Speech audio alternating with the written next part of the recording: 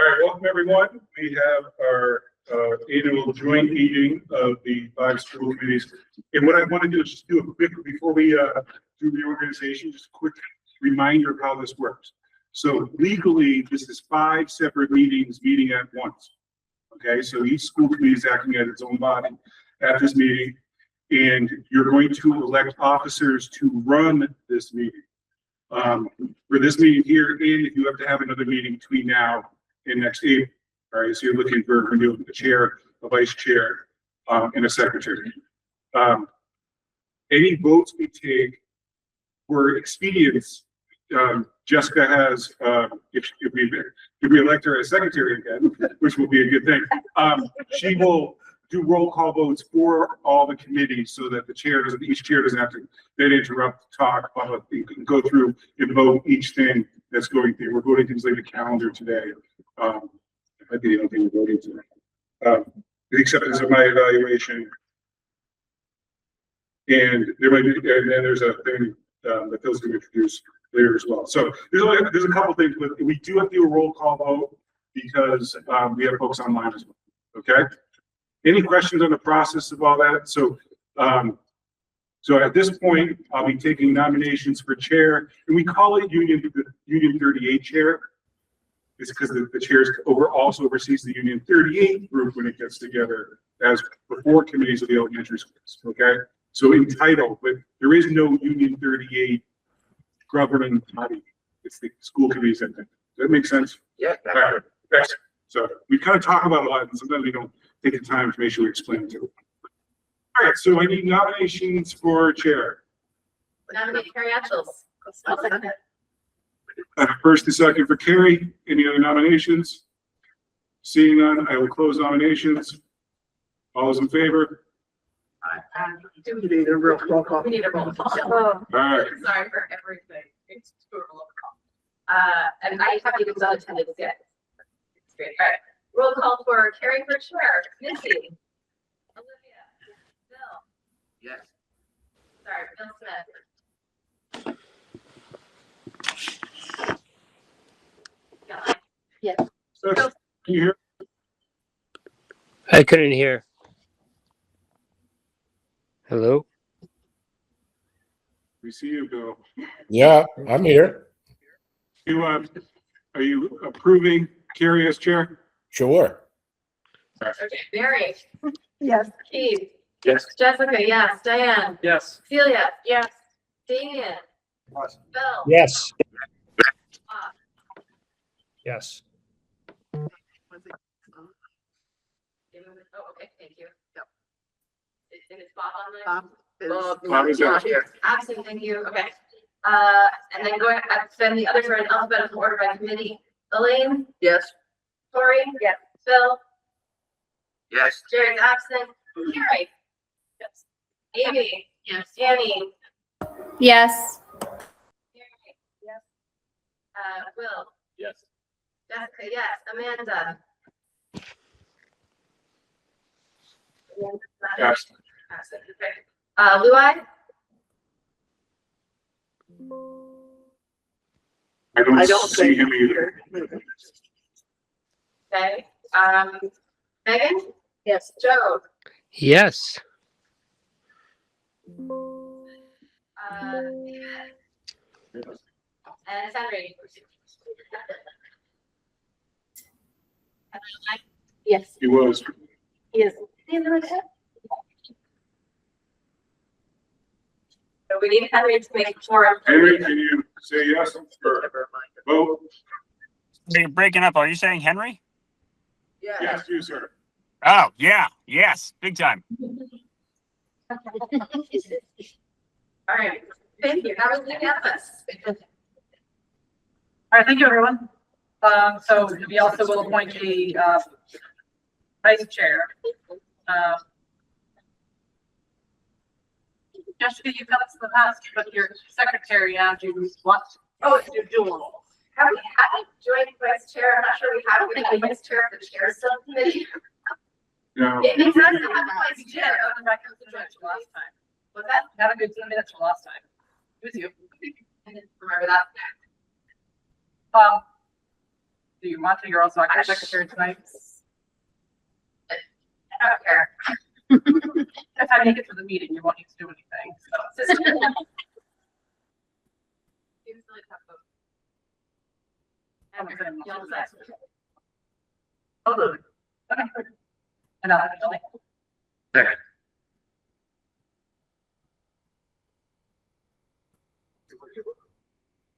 There's no other nominations? Roll call vote? Sorry, I'm having trouble in this document. I'm just associated.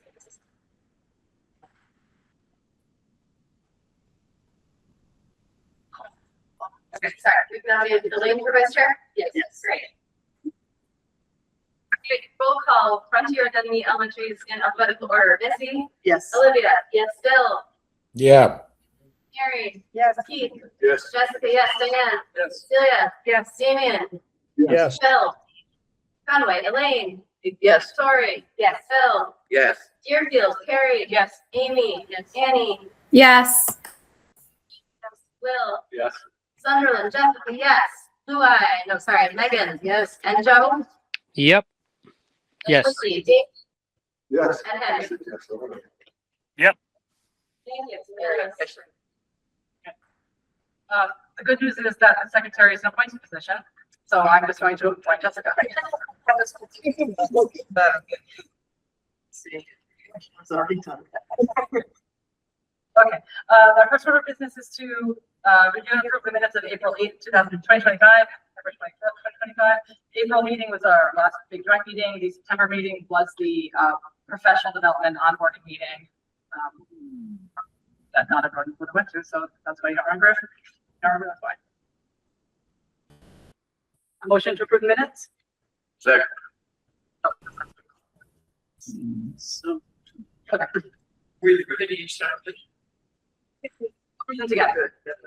Because some of us weren't there on, but Yeah, you can vote to approve minutes even if you're not at the meeting. It's just we're approving them at the end of the record. Okay, there's no other comments on that. We can vote. All right, here we go. Missy? Yes. Olivia? Yes. Bill? Yeah. Yes. Mary? Yes. Keith? Yes. Jessica? Yes. Diane? Yes. Celia? Yes. Damien? Yes. Phil? Conway? Elaine? Yes. Tori? Yes. Phil? Yeah. Deerfield? Carrie? Yes. Amy? Yes. Annie? Yes. Mary? Yes. Will? Yes. Sunderland? Jessica? Yes. Megan? Yes. Joe? Yes. Whately? David? Yes. Henry? Yep. Thank you. Thank you. So Darius just pointed out that there is an omission in the agenda. It does not have public comment, but I would invite public comment at this time. Just remind anyone who wants to speak that this is a joint meeting. If you have something specific to an individual committee, perhaps could be saved for the next individual committee. Is there any public comment? Okay. Okay. Moving on to the school calendar. So we are reviewing the 2026 school calendar and 2026-27 school committee meeting calendar. Let me just, So you've all, I guess I should present. So you've all received it last month. At your meetings, a chance to review. Is there any questions, comments, concerns? Do remember that we do need to have the same calendar, so that's why we're doing it together. And if there are no questions on both, we could approve both calendars at once. Since we already had a chance to kind of go through, so we can do a roll call once for both calendars to go through. Unless there's an objection to that. Do you and Shelley feel like you have enough meetings together and whatever to reduce your nights out? Yeah, I mean, you know, it's one of those like, it's not the, it's not just these meetings. It's when we have the other meetings. It's when I have to go to Deerfield Conservation Commission 5 times, and I have to go to, CPA 4 times, or, those are the ones that add up that you can't predict. And so, the balancing of these are, we understand having them together versus, I know there was discussion of some people didn't mind the split meeting, the two together. And then I think one committee didn't like it, or at least that's what I heard. So that was like the one thing that could be discussed tonight, whether or not those are, you know, the joint meeting, not the two meetings together versus having one at 5 and one at 7. You know, We're so always happy to meet with Whately. But only wait. Well, we're similar in size, scale, so it makes sense in terms of that, you know, dynamic. sure. I don't know how Whately goes, but we just have a lot of commonalities, so it makes it easy. I'll be splitting my votes.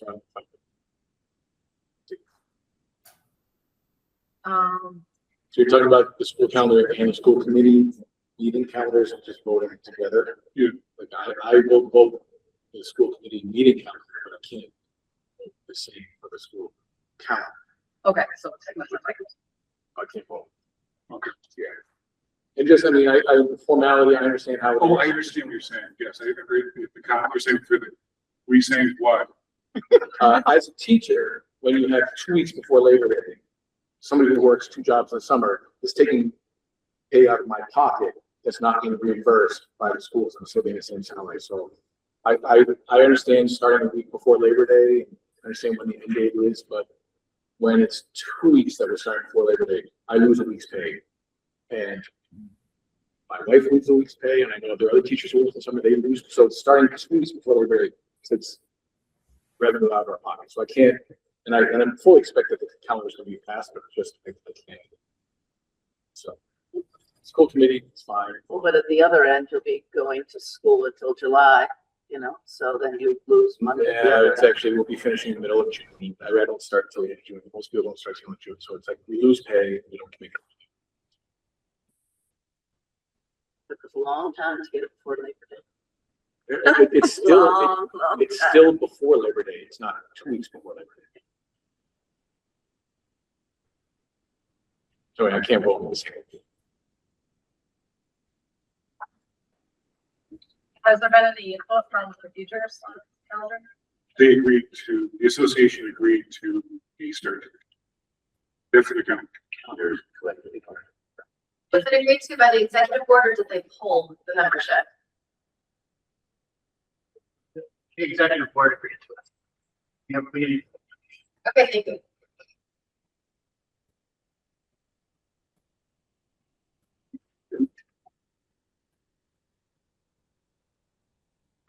If there's no other conversation on the calendars, we will vote them. So the school calendar, I think the roll call vote is function the same way the other votes with them. So we'll vote on school calendar first. Frontier voting on the Frontier calendar. Union 38 committees voting on the elementary school calendar. All right, is there a motion to approve the take a motion to approve the Frontier, and then I'll take a motion to approve the elementary schools, and we'll vote them all. Then We'll make a motion for Union 38. there's second for Union 38. I'll make a motion for Frontier. Okay. Okay, thank you. Any discussion? We'll put a roll call.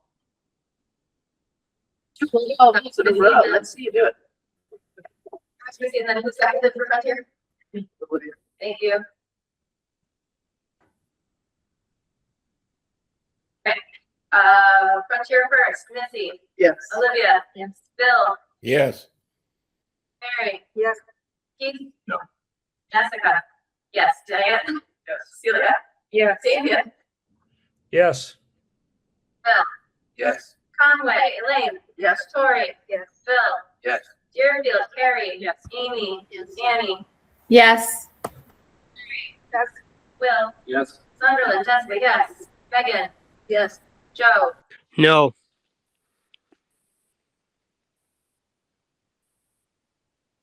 You heard that? No. I heard you. Sorry, I had trouble with the file. Joe is a no. And then Whately, David Yes. and Henry. Yep. And pass all 5 committees. Thank you. Okay, now I'll be looking for a motion to approve the, school committee meeting calendar. So moved. Second. There's no further comment. We'll look to a vote on that. Okay, Frontier, Missy, Yes. Olivia, Phil, Yeah. Mary, Yes. Keith, Yes. Jessica, yes, Diane, Yes. Celia, yes, Damian, Yes. Phil, Yes. Conway, Elaine, Yes. Tori, Yes. Phil, Yes. Deerfield, Carrie, Yes. Amy, Annie, Yes. Mary, Yes. Phil, Well, yes. Sutherland, Jessica, yes, Megan, Yes. Joe, Yes. Whately, David, Yes. Henry, Yes. unanimous. All right, thank you. Okay, moving on to new business. First thing is a, first read on a policy that just for Whately and Frontier, the other committees have already reviewed it. So just really quickly on that, it's a policy that we have regarding food service. In our audit, our policy wasn't up to date, so this is basically the template policy from the state that we need to have part of our food service. I originally had this on a draft agenda that some people were voting and some people weren't. It just got too confusing. So if we just have the other two committees just know that this is your first read, Whately and Frontier. Please take a look it over. If you have questions, reach out to me. You'll see it's pretty boilerplate about the transition from lunch service being free for all and having language around that and making sure that, how we're billing students and we're not billing students, or how students are receiving their lunches and being tracked is properly done. So you can kind of read through it. So now everybody will be going into May with the first read done. We're going to have all our agendas kind of the same, which is important to me in Raquel trying to track who's voted it and who hasn't. So that's where we're at. So if people have questions on it, welcome to ask now, or you can shoot me an email and or bring it up at the second read. But just briefly. Thank you. Comments, questions? Okay, the next item is regionalization update. You may recall last spring, we had a conversation, or school council presented on various options for regionalization. We had a good conversation about it. We just wanted to kind of check in on that, see where we're at, see if it's been going. All right, so just on the feedback, so where we left it with, at least the administration, is that Shelley and I, mostly Shelley, in the sense, would be looking at the finances of what regionalization would look like, what would happen with the different things from, rural aid, what does Chapter 70 look like, and a lot of research and that kind of stuff. That's what we were supposed to do in the fall before budget season. As you all know, we got hit by the insurance issue. Shelley took a major lead role in that by joining the trust executive board and such. And I'm responsible for pulling back on Shelley. There's only so much she can do. So we didn't do anything. So basically, we're kind of at where we're at last year. We made no progress in trying to figure out the numbers on that. And so I guess the question would be, one option is that we start again to ask, Shelley to take a look at some of those numbers and begin, looking at, even if it can be financially, a financial option before it gets out there. One of the things I did send out, so I forget who, but if we do this work, I'm watching what's happening up north, with Pioneer, in the schools up north, trying to looking at different regional options. We really do, after we create some sort of structure, have to reach out and get town people involved, like select boards and that kind of stuff, for us to do a school department down, in my opinion. School department down, you really need to have people from the towns wanting this as well. Because there will be, say, winners and losers. Whenever you kind of regionalize, there's going to be some give and take, and you're going to want people to be a part of that. So after we take a look at maybe the finances, looking at that, what would a committee look like? And kind of recognize why we would be doing that. So It really matters if you're gonna save money or not. That's the bottom line. how much money do you save by doing that? And how does it impact student experience? Yes, but to really go that far, you need to save a lot of money. Otherwise, you're never going to step two. Even if it's cost neutral, there can be benefits to the students if we regionalize some. Oh, no, yes, I mean, I agree, but it's just, If there you was know, they would, I mean, I've already spent, you know, in my role, school committee, I'm always suggesting, let's share this with another town or share this, and it almost always falls flat, like, let's share a principal with Whately. You know, we're 5 miles apart, similar roles, our principal's been a superintendent, she could easily run two.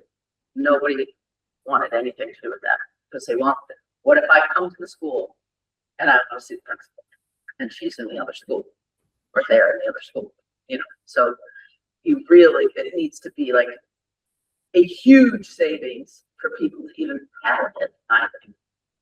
So if we don't have any idea of those numbers, then why even go the next step? if there's outside funding that is available, that would make it so that there is no losers and only winners. Then That- give that us would the funding change- for that a year and take it away. that is, Budgets get cut. unless it says that there's multi-year funding streams. And I mean, all of these things are possible, It needs to be which is, very secure funding to take that bait. There's lots of things that are funded and then not funded the next year. So what I'm hearing is that it's kind of where we were last year at this time, was we have to kind of see the financials as part of that discussion. To help drive that discussion, and or I heard Jessica, when you said there is other things that can occur with regionalization, but we should know the number one as part of that kind of straight up as well. There is certainly my office, all central office would love one district or even two. You know, I filled out a report this morning 5 separate times. It's getting easier because it auto remembers who I am in my fields, all the data fields are filled in, but there's those efficiencies, but it really is, I think, going to look at money is going to be a big driver. On the surface, we don't save a lot of money on the surface. You know, you're not going 2 districts where you lose a superintendent, you lose 2 central offices, we already consolidated a lot of those things. But there is things like special education and services and programs that we duplicate in our buildings, and some of those other things that could be done more streamlined, if not in one type of regional setup, maybe another, you know, so there's a lot of rabbit holes we can go down in this meeting that are kind of, you know, whatever, but I think maybe us looking at those numbers or trying a second time to get those numbers back to this committee might be the most logical sense, but I hand it back to you. I see Joe as the same reason. Yeah, I would just concur with Jessica about the student quality of education is really important, and, you know, what the families get out of it, but also, you know, the staff, you know, you consolidate, you end up losing some staff, and we have some pretty loyal people. So just, you know, we're not there now. We got to look at the numbers, but just keep that in mind as well.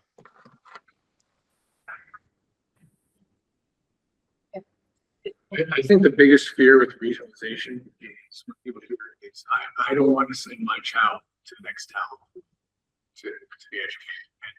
From what I heard last fall about the regionalization or spring was that the student experience wouldn't change largely. All the school businesses more administrative. So even if there was any savings at all, I think it's worthwhile to explore.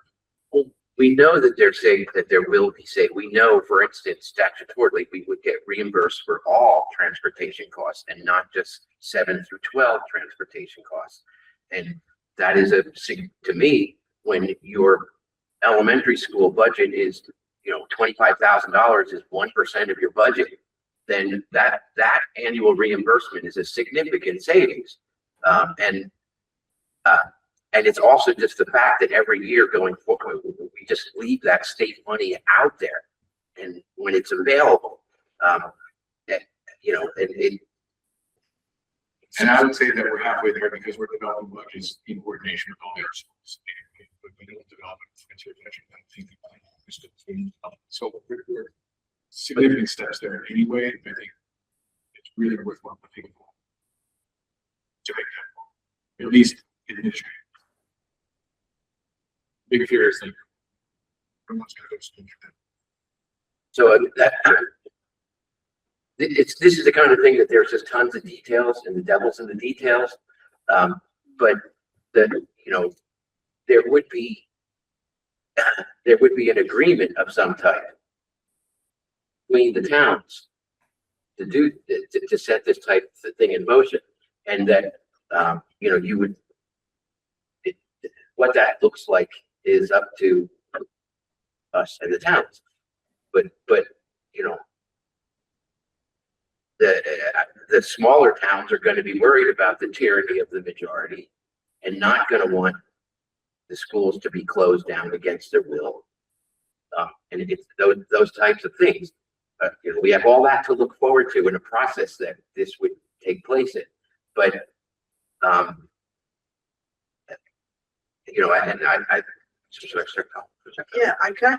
Yeah, should I just do one thing before you Sure. introduce that?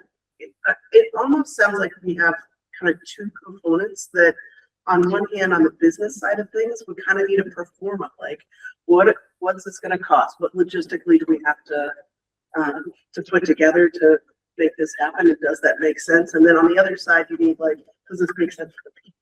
Right, and that includes staff and students and everybody else. So like, that, I think that business template pro forma kind of thing that would need to come from you guys. And I don't know what a realistic timeline for a turnaround for that kind of study and information would be for you guys. But that, for me, I think would be helpful to have as a committee so that we don't spend another year going through and having this discussion again, like this is a good idea, here's some pros and cons, but we don't have a step forward. Because I think yours is part of a step forward. Well, I mean, Or potentially. possible. So, I don't know whether it's been passed out or, the resolution. No, I didn't pass it out, but I can put it on the screen. Right. So, recently drafted a resolution to send to State Senate, State House, Basic Means Committee in particular, Governor, Lieutenant Governor. the governor, lieutenant governor, and it's those that it's kind of far away.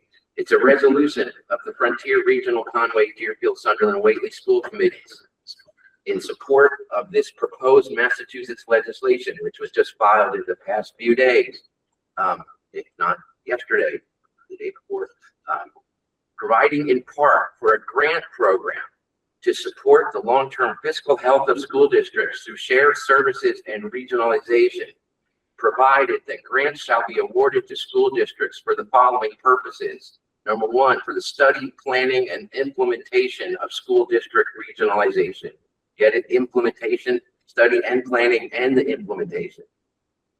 So the resolution says that we, the undersigned members of these committees, do hereby request the immediate enactment of this legislation at a funding amount not less than the stated $25 million. And that our Frontier Regional District is regionalized grades 7 through 12,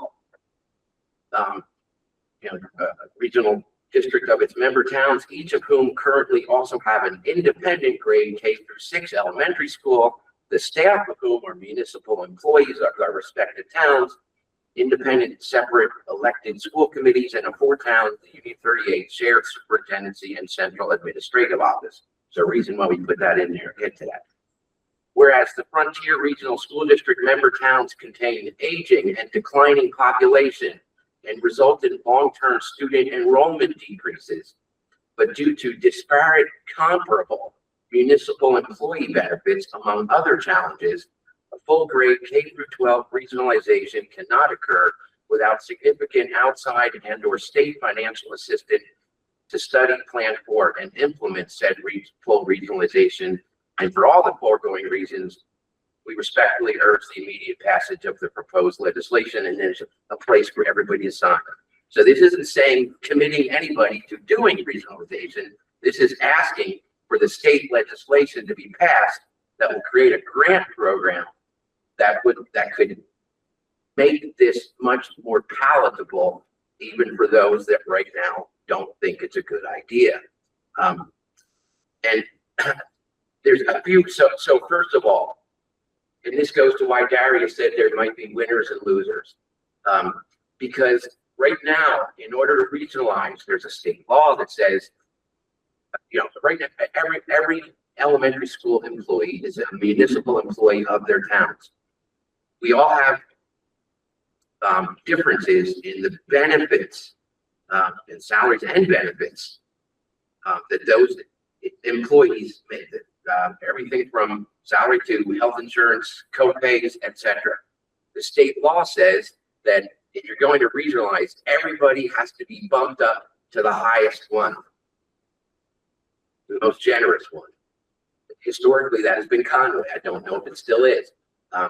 But that's why to do a full regionalization, the ones that are already at the higher level could be construed would be subsidizing the employees of other towns to bring them up to that level. So that's why grant funding or outside funding or state funding to make it so that we could start at zero with no financial cost to any of the towns to start at zero would be a huge thing. So,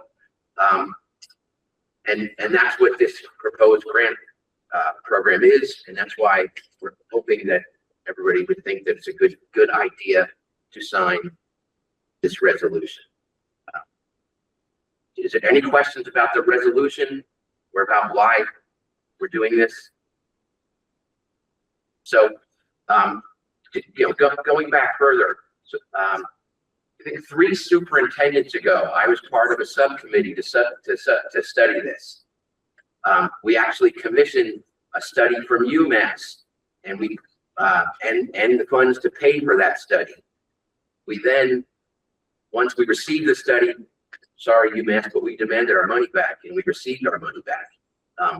The study didn't teach us anything that we didn't know already. But what we did know is that at that time, that cost to bring every elementary school employee up to the same level was a significant cost. Since then, I believe those amounts have narrowed considerably, such that the lowest, I mean, it used to be that the highest was 75%, 75-25 health insurance, and the lowest was 50-50, which was a huge difference. And I believe now that difference has narrowed considerably, so that number isn't so big. But still, if we could get outside funding so that we can start at zero, then we can really focus on what we would save instead of what it would cost. Bill, sorry. Would you like to make a motion to take a second so that we can have discussion on the matter? Make a motion to approve this. I'll make a motion to approve the signing of the resolution and the forwarding of the signed resolution to all those bodies that Jessica just named.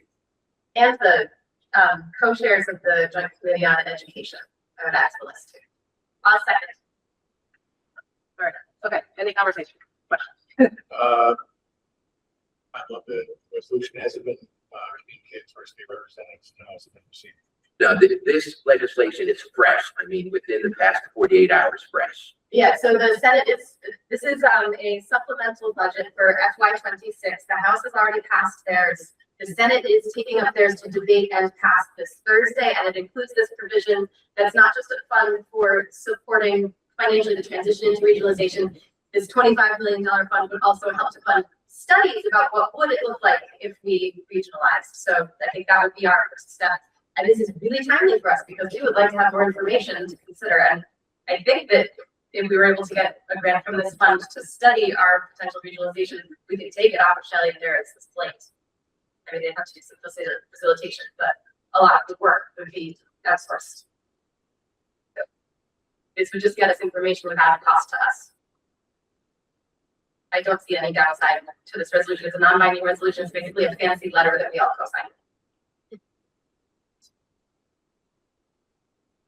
And when we did look at this 15 years ago, there were specific staff positions that we thought might be able to be combined in the administrative avenue, a little bit in the support staff roles, but you know, the I think the transportation thing is a big one, and not knowing from year to year what your transportation reimbursement is really bad, because that number, and it has varied from, I remember a 40% reimbursement, and I remember 100% reimbursement. And classically, the governor waits till the very end of the budget process to say what the before it's really known what our reimbursement is going to be. And that just wreaks havoc on any type of multi-year planning efforts. And so a lot of these benefits aren't just financial, they accrue to just sanity in the budget process, and you know, finality in it, and that's worth a lot. So yeah, I don't know, I've looked at this for a long time. I thought some of the objections to it too, I remember people saying, you know, you're taking away some of our democracy, and because you know, the teachers being employees of each town. But we've come so far in terms of working together as a regional body, and you know, it feels to a large extent like we already are a K through 12 region. We just don't get any of the benefits from it. So yeah, you know, Thanks, both. Yeah. I think we could probably Yeah. vote on this. All right. Okay, so we have a motion and a second, so we are voting in favor of the committee signing on this non-binding resolution. Then mechanically, we would expect Raquel to send it out for electronic signatures to all 25 members. Correct. Ready? Yep. Okay. Frontier, Missy, Yes. Olivia. Yes. Bill. Bill Smith, Yes. Amy Mary. Yes. Keith, Yes. Jessica, yes. Diane, Yes. Celia. Yes. Jamie, Yes. Damien. Yes. Phil, yes, Conway, Elaine. Yes. Tori. Yes. Phil, yes, Deerfield, Carrie. Yes. Amy. Yes. Annie. Yes. Mary. Yes. Will, Yes. Sunderland, Jessica, yes. Megan, Yes. Joe, Yes. Whately, David, Yes. and Henry. Yep. All right, unanimous, thank you. All right, thank you. And thanks, Phil, for your work on this. Yeah, Bring us thank you. Phil. And Jessica, Yes. the background for all this stuff. I'm just running rivers, Phil wrote it. Okay.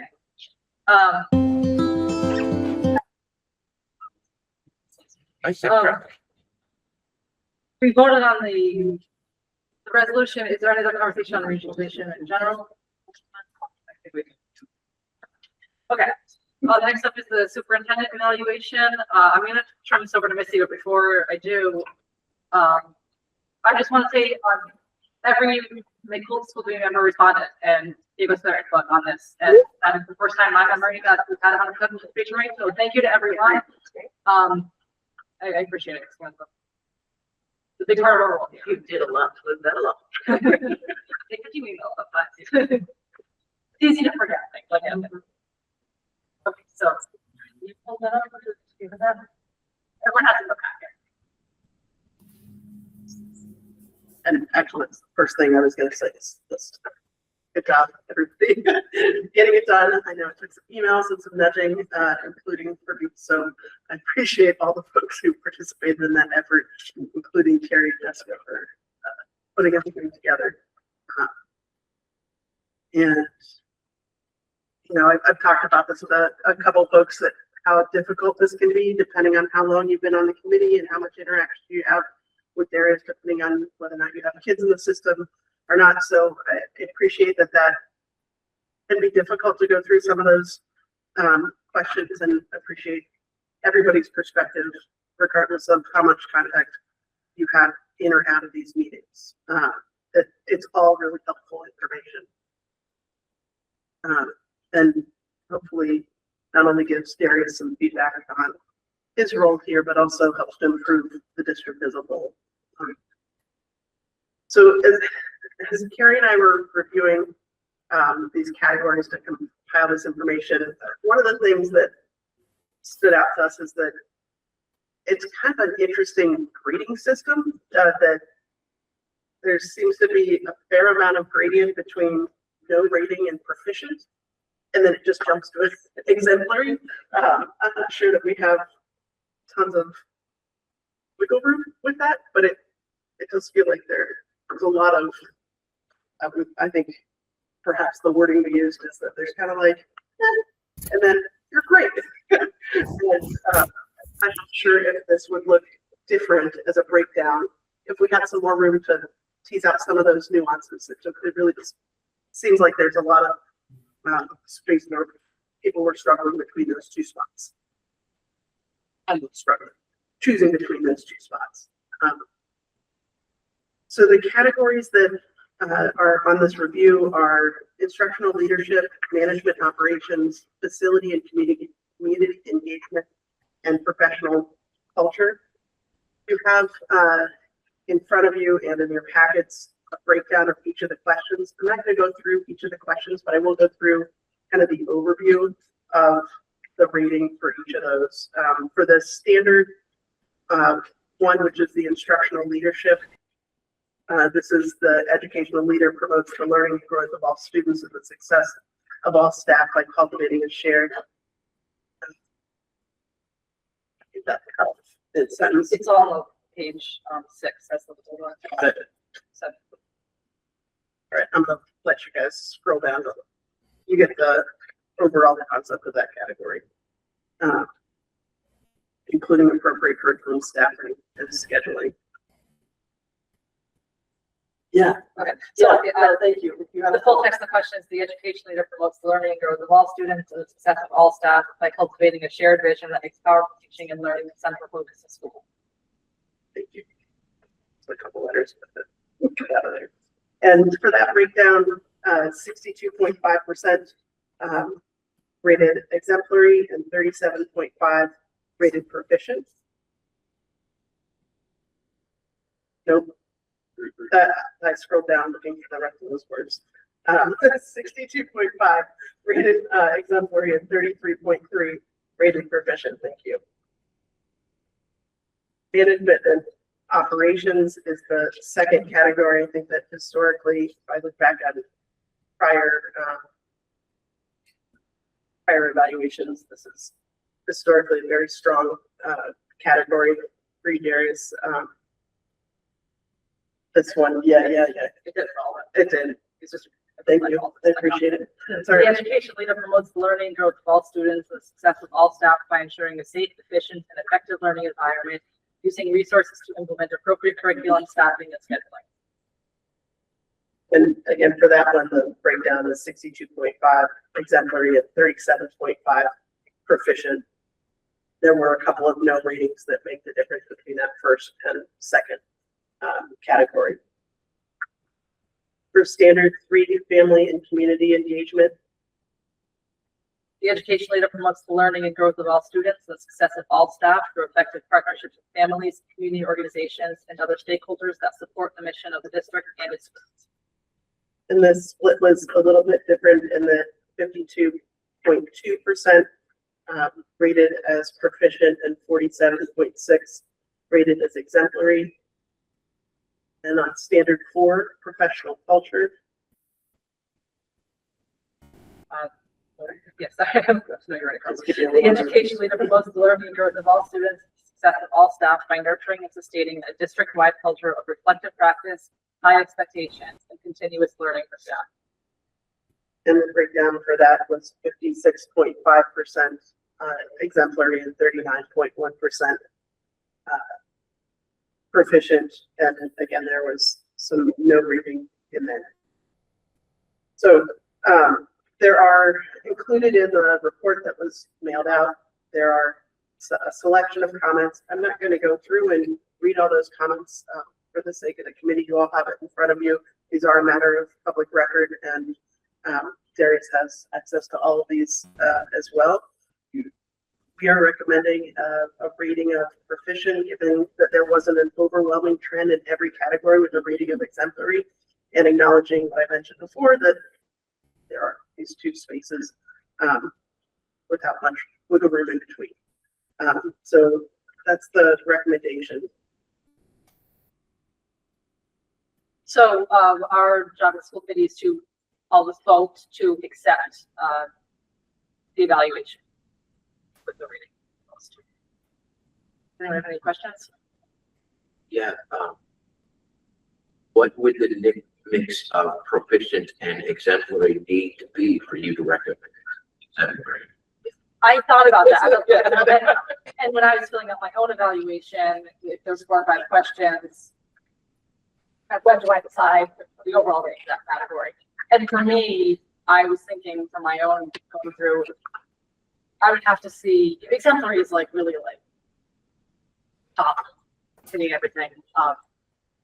75 or 80% exemplary in one category, that would be the whole category, overall rating. So it's kind of like The problem is that we're not given definitions for those terms. Right. And we already, as part of teacher evaluations and whatnot, we've already been exposed to information that says something to the effect that everybody should get proficient unless they have turned water into wine and can walk on water right in front of you, and or they need to go back to college, and whatever. And so that part of my problem with the evaluation is that we're using terms that don't have the same meaning to all of us. And once you start doing that, then what's the value to the superintendent? And and I don't. Also, 3 of the 4 categories were more exemplary than proficient. There was only Right. one category that it outweighed that it was proficient, not exemplary. So This if you did that 3 to 1, you'd go exemplary. Exactly. Statistically. That's different. If this superintendent isn't worthy of an exemplary, then none are anywhere ever. I will say that the ratings are set what that's it. So people get to choose what the categories are. I like to see which there was an intermediary step in there. And they do, what I'm looking for right now is NASC's site does have what the definition of each category is. I wish that I sent a link to that along with that. I'll remember that for next time. I'm doing it next to it. I'm trying to see right now if I can change to it. So while you're looking that up, I have my hand up. So, it's interesting. You said 75%, and we just said 3 out of 4 were exemplary. I think you're seeing, so that is 75%. And if you really did 75% in each category, that's 18 out of 24 people. That's pretty hard to get, or higher if you say 80%. So I filled this out 2 years ago, and I didn't know. Again, Summer brought it up earlier. It depends on how long you've been a school committee member, how much you've worked with Darius. But I saw a lot of growth. I've seen a lot of improvement from my first single year to now my third. I would vote. And again, I don't know how many people went through this and said, okay, this is going to be proficiency. I don't know if it was just the heads or it should be all of us. But I would say 3 out of 4 categories exemplary, that's 75%. And again, there's no defined 75%, 80%, but it was just mentioned. So that's my perspective. Thanks.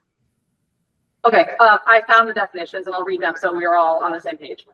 But the rating is broadly defined as exemplary is a level of performance that exceeds the already high standards of proficient, reserved for performance that is of such a high level that it could serve as a model for leaders regionally or statewide. Proficient is performance is understood to be fully satisfactory. This is a rigorous, expected level of performance. It is demanding but attainable level of performance.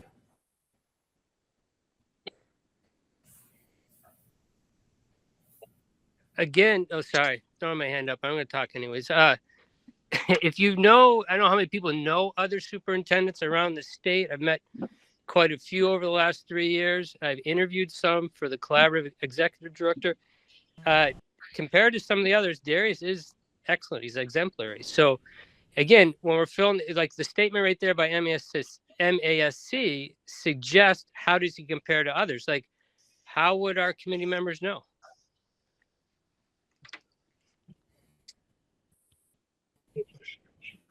So for instructional leadership, I do,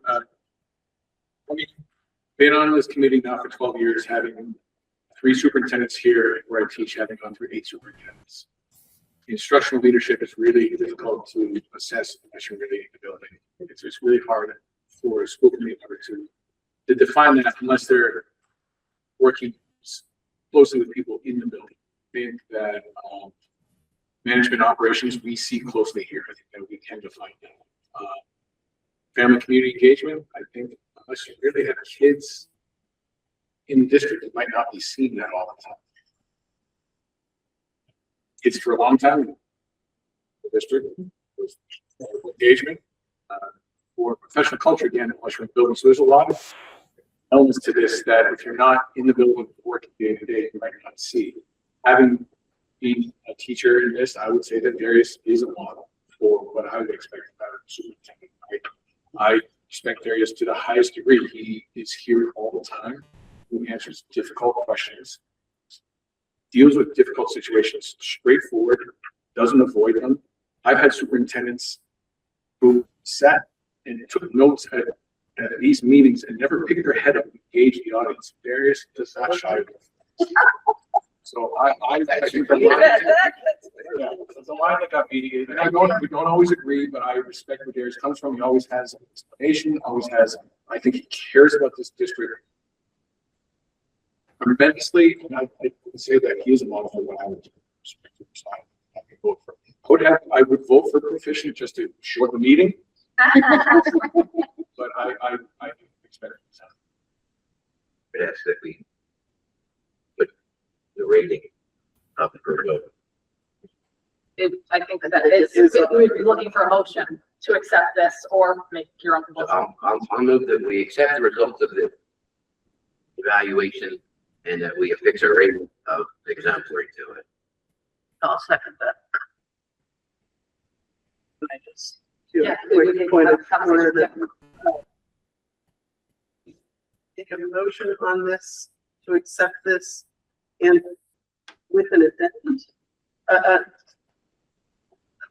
sounds like that you're amending the motion as you're making it. To accept this with a different rating. I mean, I just want to clarify. so, I mean, so. I don't think we had a motion. Right, we make the first motion, Right. saying we would accept this for evaluation with the rating stuff. Okay, so that's all I wanted, Yes. that's what I wanted to make sure that we're clarifying. Yes, that's all I wanted to clarify. We want to vote on We have a that. first and a second. I just wanted to make sure that we all understood what it is that we were voting. So I don't understand. I got it there yet. So are we voting on the first motion about? There wasn't a first motion. This is, First- this is the motion. first. So we're voting to. That was a suggestion, not. Yeah, Missy and I. Yes. So our role as people facilitating this is to synthesize the results and come back with a proposal, but it's the committee as a whole's job to do the evaluation and decide on the final rating. So this is our chance to do that. So right now there's a motion to accept the evaluation that everyone filled out and approve a rating with the exemplary. In the evaluation you have, didn't have a concrete rating on it. Correct. So we accept the evaluation as That's the process. We want to take a vote. on What's, well, how much does the vote have to be? Is it 50, 2/3? What's the vote have to be? that. Majority. Majority. Simple majority? Okay, thank you. Can I ask another question? Yeah. What's the actual practical impact of whether it's proficient or exemplary as the overall rating? There, it's not Playground really. bragging rights. Yes, Yes. What's that? Playground bragging rights. And if he ever, and if he wants to go look for So another job. I do have to submit it to the state. So the overall evaluation gets submitted. So last year I submitted it 2 years prior. So we didn't do much. So I think it's a prudent move to be exemplary in the sense that the area should clearly invested in at the highest level in the work, both directly and on the periphery. And by setting it exemplary, it honors that one, but B, it also it's something you don't want to lose. You know? So from a management standpoint, we want to reward the hard work and the direction that we're going in. But at the same time, kind of set the bar by saying, hi, we have somebody who wants to get to work and do that work daily. It has been exemplary. So I think it's a challenge, kind of throws down the gauntlet there, just keep it going. It also reflects on the entire team. You know, it's like he's the head of the team, but the entire team, it's, you know, it sort of reflects on his leadership of that team that goes above and beyond. And many of the comments do reflect that, Right. like not only do you feel there's the jobs, like the team does. Yeah, I completely agree. I think that, no, like an exemplary doesn't mean that there isn't like room for improvement in any places. It just means that scripted, many of us know, that this is, you know, what we want people to aspire to be so committed to their community, to really want to work on hard things, to not shy away from them.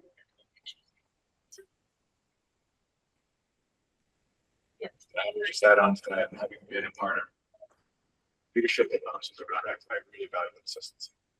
And graces. Effort for additional things.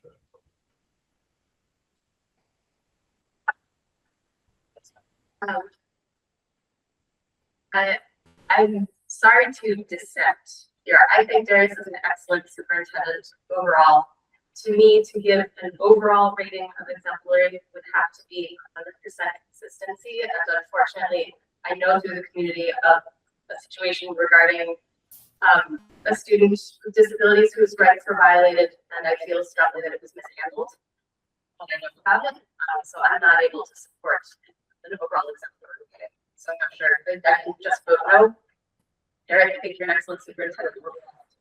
If you want to say And I don't know if I'm speaking for Missy here, but for me, part of the recommending of proficient was reflecting that there were some comments.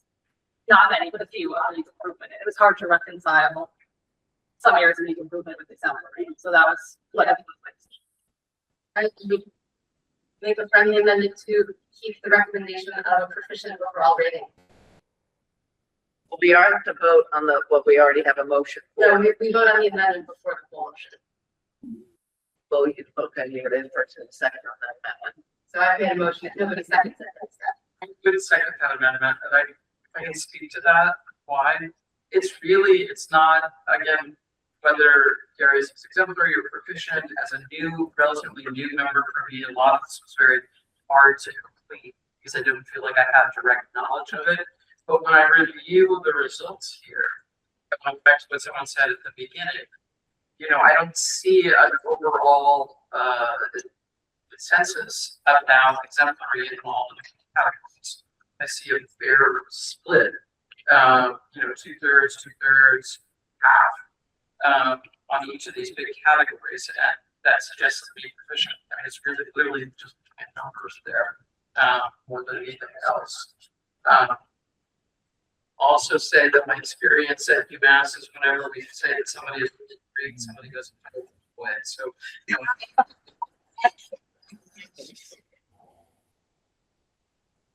okay. So we have an amendment to the motion on the floor. It has been seconded. Want to vote the amendment? Yeah, there's no more questions, I would just vote that. See if the document will be right. So just to clarify. Yes, the amendment is. For, yes, Correct. for Versus amended an exemplary. And if you vote down this amendment, we'll move back to Phil's original motion. So a yes vote is for an overall rating of proficient. Yep. Missy, Yes. Olivia, Yes. Phil, Yes. Larry, Say that one more time. Yeah, I'm not sure. Mary, people a yes vote is understand. for proficient overall Yes, rating. is for proficient. So, a yes is for proficient. I think there is a misclarification. I think there needs to be further clarification so that all members know what we're voting on here. Yeah, so right now, sorry, do you want to go? Oh, no, go ahead. Right now, we're voting on the amendment, which would give a proficient overall rating. And then later we will vote on accepting the whole report. So if this amendment passes, the overall rating will be proficient. If this amendment fails, the overall rating will be acceptable rating. We're the first Yeah, motion. yeah, and then we vote on it. Well, The I'm first motion confused. is- The motion was seconded to amend it, and you're saying amend, so we're not doing that. We're We're voting on canceling. The amendment gets voted first, which is for proficient. That's not an amendment. first That's not an was amendment. for- That's the finding. That's the original finding. It's not an amendment. No, that's what Amendment. Missy and I No. proposed. It was never, that was never, motioned. The original motion was for exemplary. Okay, I thought that motion was an amendment because it was That Okay. was not an amendment, because it wasn't, Okay. that was a suggestion. suggestion. Not a- Okay, I think we went back in the notes, it would say amendment, but that's okay. I got you. Yeah, so the amendment is proficient. Okay, So we're, right now, we're voting on the amendment to accept the adjustment of the proficient, and if this passes, if you vote yes on this, we'll move back and I'll vote again to accept the agreement with the proficient. If you do not want to vote proficient, you want to vote exemplary, you vote no in this vote. Yes. Does thank you. everyone who voted feel okay with their vote based on that? We have yeses from Missy, Olivia, Bill, Mary? No. Keith? No. Jessica, yes. Diane? Yes. Celia?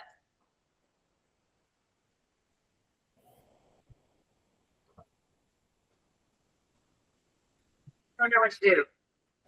You can Vote and stay. I mean, can I circle back? Can I just, Yeah. Okay, we're gonna go back. Yep. Just Phil, No, Conway, Elaine, No, Tori. No. Phil. no, Deerfield, Carrie, Yes. Amy. No. Annie, Yes. Mary. No. Will. No. Jessica, Sunderland, Jessica, yes. Megan, yes. Joe, No, and Whately, David, No. and Henry. No. So the motion. oh, Coming back to. We never did, I never got to vote. Did you do Frontier? I didn't hear anything. I did not hear my name. Damon? No. Celia? No. So Frontier had yeses 1, 2, 3, 4, 5, and no's 1, 2, 3, 4, 5. So Frontier's time the motion fails. It failed for Conway. It failed for Deerfield. It passed for Sunderland. It failed for Wheaton. No, vote on the first one. Yeah, now we go back to a motion to amend the motion failed, so now we go back to the original motion, which is accepting the evaluation with rating of exemplary. Since Sunderland did pass the amendment, do we have a different? No, I think all, both committee votes. independent district, you get to We vote. are, Yeah, right? Yeah, but if it's one evaluation. Well, it's the majority, yeah. The other districts will outweigh it or not. It's like if you vote a budget or not. Exactly. It's like if you vote a budget or not. Congress always last to vote the budget, so we don't really say, because it's already. I do think if you're gonna do another one, everyone has to vote again, even though it probably could be the same. everyone has a chance to change their mind. It really, you have to vote again. If you're doing point of order. I'm just saying things. I don't think of this right. So if technically all four towns are separate entities and they accepted that, Sunderland accepted that, then Sunderland accepts the results that you did and the proficient, but nobody else did. So the rest of us now need to go for that because wouldn't it be okay for them to be different? Yeah. Yeah, actually, sorry, that makes sense, because that's Jerry, when Jerry said the introduction at the beginning, he said all five are separate. We're just meeting together. So you're right. You guys are right. Thank you. Yep. So evaluations, 4 of them are exemplary, and 1 is proficient. Right, Totally. and that's fine. Yep. That seems like a. All right. I mean, Okay. if that's how it shook out, that's how it shook out. Vote again. So Sunderland is voting on an amended motion, but everybody else is not amended. Right. Right. We're voting on exemplary. This is the most exciting vote we've had. I know. Yeah. That's why we're having a superintendency agreement meeting tomorrow. So then we need to do a roll call for this. Yes. Yes. Now we're going For example. And that'll involve everyone except, Yes. except the people on Frontier. Right. But they're gonna be roll call twice, so it'll be clear. Yeah. Just go make sure that it's clear which Yeah. committee. Ready for Okay. roll call vote? We are ready. Okay, this is approving the report. Frontier, Missy. Let me just clarify, approving report, this first round of is with an exemplary. That's the only thing we've taken, Sunderland has amended it, so when Sunderland votes, we're voting on the amended version. But the rest of the committees are voting on the Exemplary. exemplary, right? Okay, right. So make sure that it's clear when folks are voting. Yeah. All right, Frontier, Missy. yes. Olivia. yes. Bill. Yeah. Barry. Yeah. Keith. Yes. Jessica, yes. Diane. Yes. Julia. Yes. Damien. Yes. Phil. Yes. Conway. Elaine. Yes. Tori. Yes. Phil. Yes. Deerfield. Carrie. Yes. Amy. Annie. Yes.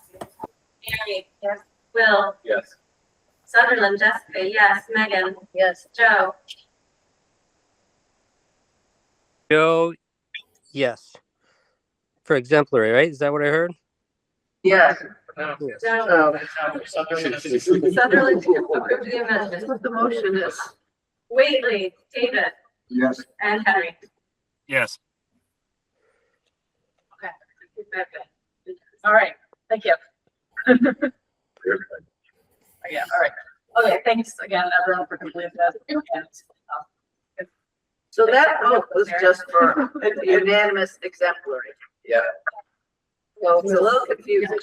No, Sunderland was voting for approve the amendment. approve the whole thing, but also their amendment. How could they vote for something different than the motion was? Just clarify for All the- right, I'll leave it. Fine, whatever, let's move on. Let's move on. I'm not gonna split hairs, but. okay, all right, well, thank you, Derek.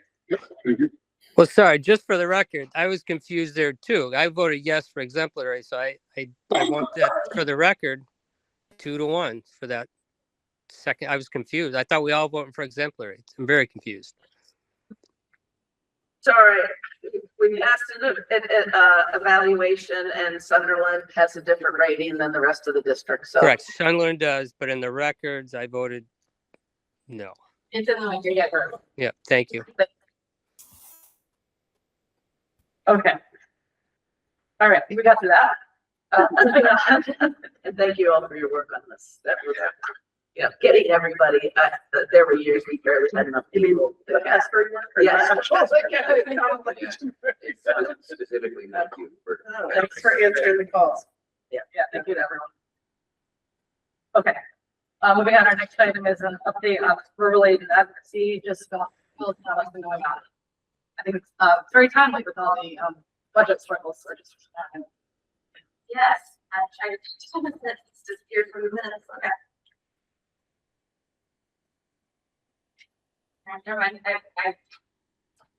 Okay, hi, so I chair the MASC Rural Schools Committee. I co-chair it with Martha Thurber, who is the chair of the Mohawk Trail Regional School Committee, and we've really been engaging the members, the 24 members of our statewide committee, in favor of rural aid. So when the Student Opportunity Act passed in 2019, rural school districts were saying, hey, we're being left behind, we've got severely declining enrollment, we're all enrolled harmless. And Student Opportunity Act gave us a commission on rural schools, which issued a report in 2022 that said rural schools should be getting $60 million a year in rural aid to make up for the inequities that they face from inefficiencies of state. And the state has never funded it higher than 16 million, and this year they cut it back by 25%. So the Rural Schools Committee, along with a lot of leadership actually from Deerfield Selectman Tim Pilchey, we organized a statewide week of action to sort of take the pressure we've been putting on the legislature to fully fund rural aid to make it much more public. So we have spent years writing letters, making phone calls, writing petitions, testifying, passing resolutions. We have done all of these things in this district, which is what the legislators tell us to do because it's very easy for them to ignore us when we do it that way. So the purpose of this week of action was to take the advocacy out to the public eye. It did get a lot of media attention. Unfortunately, MASC has not been using their outlets to amplify it as much as we wish they would. I believe it's going to become late. But wanted to show you one of the shorter of the videos to give you an example of what happened, and then I will tell you what the results have been since then. Can we show this video, please? And this is visual.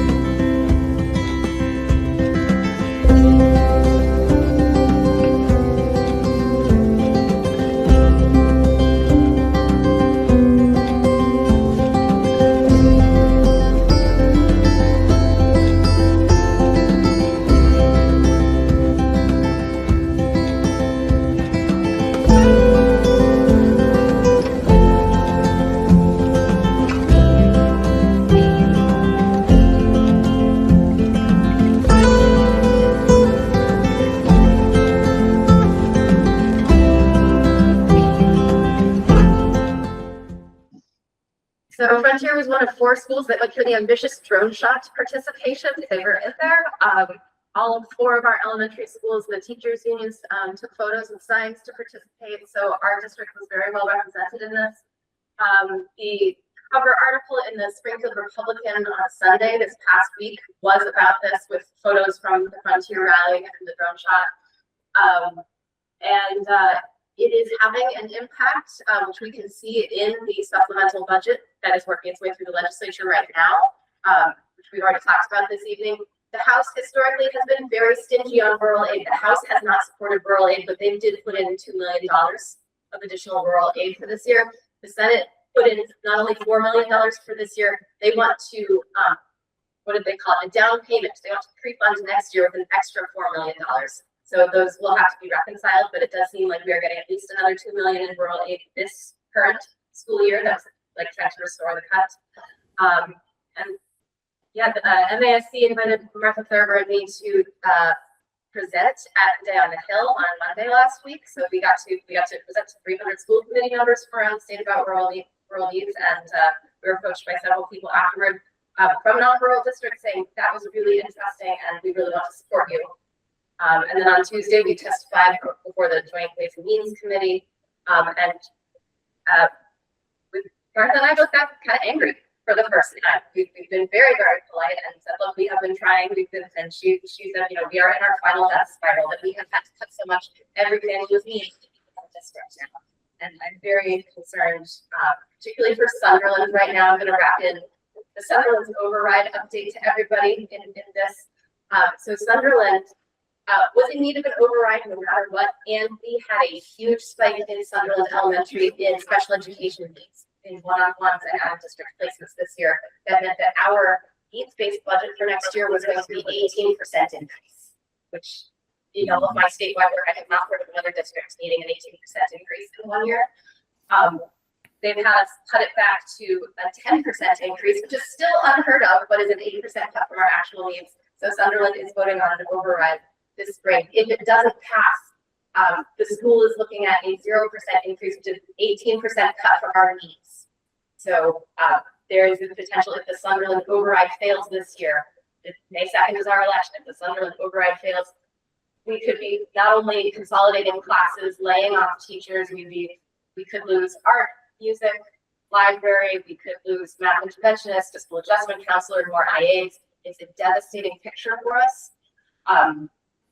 So wanted everybody here to know that context within the district.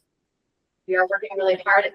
Anybody here who knows anybody who votes in Sunderland, please make sure that they know about the override and encourage them to vote on May 2nd or before we have a full week of early voting in person. And How many students in Sunderland right now? 149. So speaking of the death spiral, if that happens and suddenly we've got no bricks in our school, I would expect families for school choice in Sunderland to leave and Sunderland kids to choice out. That's what the death spiral looks like. It's a very serious situation. Anybody have any questions? See the best of luck, really. Thank you for all the support for not even funded and half what it should be. It's only ever reached basically a quarter of the demonstrated need. We have the most outstanding advocate in Senator Jo Crawford. She's working every angle. She was really helpful to us in organizing the week of action. Thank you, Jessica, for the update and for all your work. Absolutely. Next up, we have the presentation on the professional development plan for the upcoming school year. Like to see. It would be probably nice just to stand up, right, and take a quick stretch before we give a 20-minute presentation, and we have some snacks here that we can bring around. So just, we want you to listen. So I'll just walk around, and there's things that are gluten-free and sweet and salty, and you know how to get to it.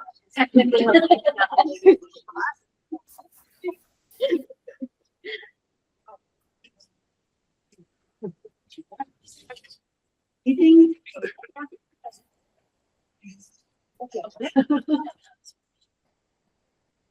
Onions? No onions? Yes, at the bar. Take a lunch. Take a How long is the presentation? Take another. Take a good roll.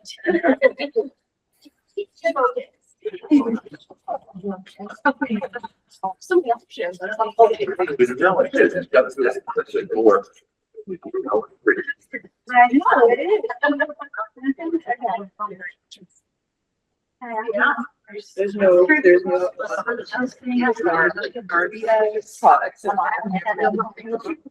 I will be.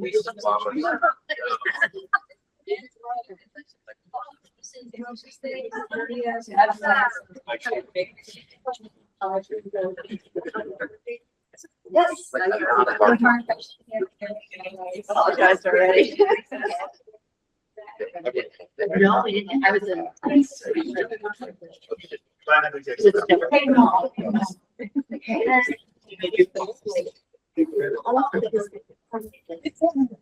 All right.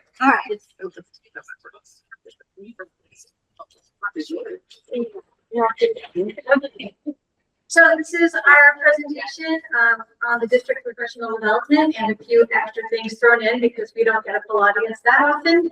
And it all ties together. All of the work related to professional development also connects to grants that we have and plans we have around curriculum and professional development, equity. So it's all looped in. Darius, will we just say life plans? Good. So, first, we wanted to share some grant funded highlights. We have several grants underway, and when we work on a grant that stimulates growth in a particular area, it becomes professional development. So the the FRESH grant, which stands for Farming Reinforces Education and Student Health. This is the second year a group of parents initiated our district's work with this grant. We're grateful for the family and community engagement. This year, more initiatives have taken place in the classrooms, which has created an impetus for some professional development. A great number of us attended a conference recently, and many of the sessions added to the PD for teachers, for admin, for kitchen, for business office. All the stakeholders were involved, and parents, of course. Another grant I'm going to highlight is Hitchcock Center. We have worked with them over time on a number of grants. This is our third year working with the MUBI grant, which stands for the Meaningful Watershed Educational Experience. The fourth graders have a series of 5 lessons. Every year, teachers take increasingly more responsibility for facilitating the outdoor hands-on engineering lessons outdoors and a field trip to Hitchcock. So the facilitator from Hitchcock is doing a gradual release with us, and it integrates with our place-based goals as well as our science goals. And then another initiative is the Pioneer Valley Early Literacy Consortium. This is the second year that we've been a part of this consortium. We're one of the founding districts for our consortium. We worked initially with Northampton and then Mount Holyoke and Smith College because they have teacher pet programs. And the grant stimulates activities and events that connect pre-service teachers with classroom teachers around literacy. This year we added some Hadley schools and Union 28 schools. And we have, we put on a big conference at Smith about 2 weeks ago. We had podcasters, Melissa and World of Literacy be our keynote. We had Sarah Gannon from Crafting Minds attend. We had Hill Institute and the Reading Circuit from Boston present, as well as researchers from UMass and several of our teachers in our own district. And it really worked having the college students who are going to be teachers connecting with practicing teachers. So those are 3 professional development sources underway. Next slide. So we have a lot of districts that go K through 12 or PK through 12. We chose to highlight some at the elementary level and at the secondary level. So at the secondary level, we have a number of initiatives that you can see on the left-hand side. A new one is Campus Without Walls. There are 10 high schools in Massachusetts that are sharing courses across our high schools. So students have the opportunity to take courses with other students across the state. It's in its pilot year next year. So this year is kind of a planning year, and we'll roll it out next year. We have a number of days that are funded by smaller grants. Our Cultural Arts Day happens in the fall. We are funding a family outreach liaison that supports families both inside the district with resources and also in the community with resources. Brand new this year was Wellness Day, which we had in the spring. I was lucky enough to have the opportunity to go out back skiing with students, and we had snow in March, which is amazing. It's not so amazing today when I woke up this morning, but in March it was good.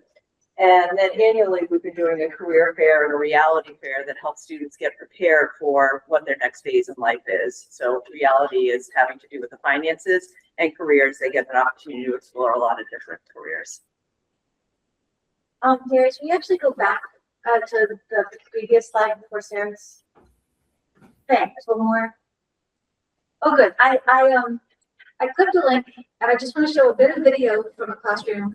It's building on this grant. I just forgot to do it before, but I think you'll be so excited to see that in addition to this grant funding the conference, it also paid for all of the professional development that teachers did in literacy from the beginning of the school year, and it's funding a video project. What we wanted as a school district in Northampton wanted was professional development. So the funding supported us in that. But what the colleges wanted was videos of exemplary teaching using structured literacy that they can show in their college courses. So through a series of getting permission slips from everybody and hiring a videographer last year to do some pilots, we now are coming out with a series. And if you click here, I think you would probably love to just see the quality of the video that's being used at Mount Holyoke and Smith now because of the screen. So that's hyperlinked, ideally.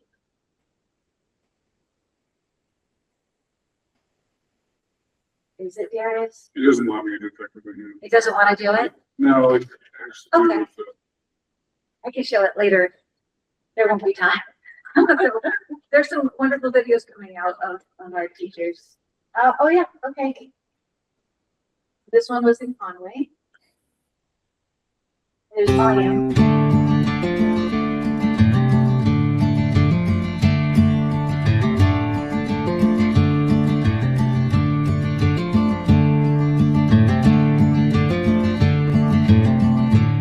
Hi, my name is Emily Tynan. I teach second grade. And the lesson that you're going to see is from the EL education curriculum. I've been teaching second grade for about 15 years. However, the EL program is fairly new to our district, so this is about the third year that we've been doing this program. And the lesson you're going to see is actually from the newest version of the program. So it was completely new to me again this year. However, the flow of the lesson is the same as the old version. So once you get the hang of that, it's kind of easy to jump into any of the EL lessons.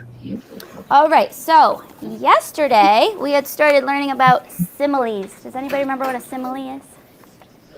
Yeah. Mira, what's a simile? A simile is comparing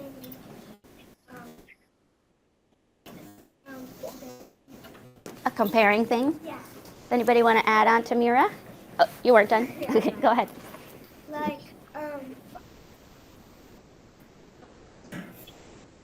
she ran as fast as a cheetah. Oh, what word did Mira use that you use in a simile? Paige? Thank you. Just the flavor of the quality. What the colleges asked for was a full lesson period because it's easy to get excellent snippets, but it doesn't show the pre-service teachers how you hold attention, what you do when there's a problem, and they really wanted the rough part of teaching as well. And then afterwards, teachers had the opportunity to go back and insert in about 4 or 5 places the reflections on the decisions that they made, where they departed from the published resource to make a decision that was best for kids in that moment, and things they wish they might have done differently if they could do it again. So I'm really proud of the teachers for volunteering to do that. We also have a Safe and Supportive Schools grant, and that money funding supports different initiatives at all 4 elementary schools related to the survey results from a tool that we started 3 years ago to find out where do students feel safest in school and where do they feel most vulnerable and where do families feel the most opportunities for participation and where do they feel like it's most difficult to participate. So these are just some snapshots that illustrate projects at different schools. The March Madness book tournament in Conway is all Conway's idea, but they purchased books that are related to diversity and equity and read them out loud in each classroom, and students voted. So then there was playoffs and playoffs and playoffs until the most popular book. The winner is, I think it's Chessie's Tournament. It's a book about, you'll have to see it. It's a book about a girl. It's a true story about someone's grandmother who played chess in the 1900s and then continued to play, and it kept her family traditions alive when they moved because of the pogrom to the United States. One of the things we learned from the survey is that kids get teased more about clothes than anything else, not as much skin color or religion or gender identity, but clothes was the thing that students identified as the thing that they get self-conscious about. So we have a series of books. This is a Deerfield project about name brands, clothes, and respect for different wearing. At Wakely, there was a parent book group and a parent teacher book group on the Anxious Generation, which is about smartphones and anxiety. And in Sunderland, this is some of the artwork where students show who they are at school and another side of themselves based on Frida Kahlo's self-portraiture. And you can see when you walk down the halls of Sunderland how comfortable students are presenting multiple sides of themselves and putting it out through art for everyone to see. And then all 4 principals and an assistant principal did a training on the neurosequential model of education. It was a 110-hour train the trainers workshop so that we are all in a better position to facilitate trainings on how our ability to learn is dependent on our state, and our state is dependent on our environment, and we need to regulate first and then form relationships before we can reflect and reason. So these are some of the things that grant funds, whether it's books or workshops or professional development. So we also have a grant, Frontier Innovation Pathways. We have 6 different pathways, and it's an opportunity for students to explore careers, including an internship. And we've added about 2 pathways a year. So now we have 6 different pathways that students can explore, and that program is going very well. So we shift gears a little bit. We're going to move into professional development and curriculum. We just wanted to give you an overview of some of the data that we use K through 12, or some of the resources that we use in order to develop new curriculum and also to develop professional development. So the first 2, our strategic plan and our equity plan, are really overarching plans that we're using. They change about every 5 years, at least the strategic plan does. The equity plan is a pretty static plan with changes that happen as updates come in the field. The next 3, curriculum, professional development, and assessment, are plans that are fairly static. They were developed, they can be modified. However, they're really driving those 3 content areas as we make plans in the district. And then the last 3 are annual plans. So they're data that we're using on a more regular basis to get feedback in order to further our information. So I wanted to take you through one curriculum development initiative so that you can see how the process works a little bit. So this particular initiative, we were basing it on looking at our ELA MCAS scores, and also we got some data back from the state, a state special education report. And what we were seeing is, if you look at this chart up here, we're seeing a higher percentage of students with disabilities in the low growth area as compared to students without disabilities. And the same was tracking for 7th and 8th grade. We started to do a little bit of a deeper dive into our data and our performance data, which we come and present every November about. And our ELA scores are just a little bit lower than they had been historically pre-pandemic. So this is a phenomenon that we've been seeing since the pandemic, and it's held fairly steady. They just haven't bounced back very well. Next slide. So based on this data, we decided to participate in the HQIM statewide DESE project. This may sound familiar to all of you, actually, because we've done this process with our literacy at the elementary level, our math program at the elementary level, PK through 12. We've done it with science, and that was last year. And so because we've had good experiences with this process for the department, we decided to participate in it again for ELA. Some of the things that we really like about this process, it's data-driven, there's equity throughout the process, stakeholder voice, and then sustained support as the project rolls out. So we formed a team. We wanted to make sure that we included special educators, our English language EL teacher, our middle and high school ELA faculty, and then a couple of administrators. So the team is focusing on learning together. So that's a big component of it. We always do a learning exercise. We've created a vision statement. We've been doing walkthroughs of our ELA classes. There are some pieces of our ELA curriculum and our resources that we want to hang on to. There's some areas that we feel like we need to grow. So we've done a lot of examination of that. We've established priorities. The use of whole books is a really important component for our team, and that's something that when we are looking at new resources, we want to make sure they include whole books, which has really narrowed down the selection, actually. Next slide. We did develop a vision statement. I've highlighted some of the key words as part of the vision statement. Obviously, we're dealing with reading, writing, and communication. We want to make sure that we are healthfully responsive, challenging students to think more deeply, and joyful engagement. I mean, that's a huge component of this as well. So we are narrowing down, right this moment, we are narrowing down resources that we're looking at. We have about 5-ish that actually have whole books, and we'll narrow that down further. We have our next leadership team meeting coming up this week. And then in a couple of weeks, we'll have our full council meeting and we'll start to really dig into actual resources. This is what we will do after we adopt a resource. Curriculum mapping is a key component to this process. You cannot adopt a resource and just open it up on page 1 and follow the resource all the way through. It's not practical because the authors or the include way more information than you could possibly cover in a year. They're designed that way. So you need to pick and choose. 2, we want to make sure that we are maintaining or holding on to the components that we really appreciate as part of our English curriculum, and make sure that this is a resource that we are using to supplement that and replace some of our elements, obviously, but nothing that's going to be just taking a whole book and follow from page 1 to page 2. Shifting gears again, talking about professional development, which was the title before we stuck in all this other information. We did faculty surveys and instructional assistant surveys this year, and what we found is some of the most valued sessions were around the artificial intelligence, department work.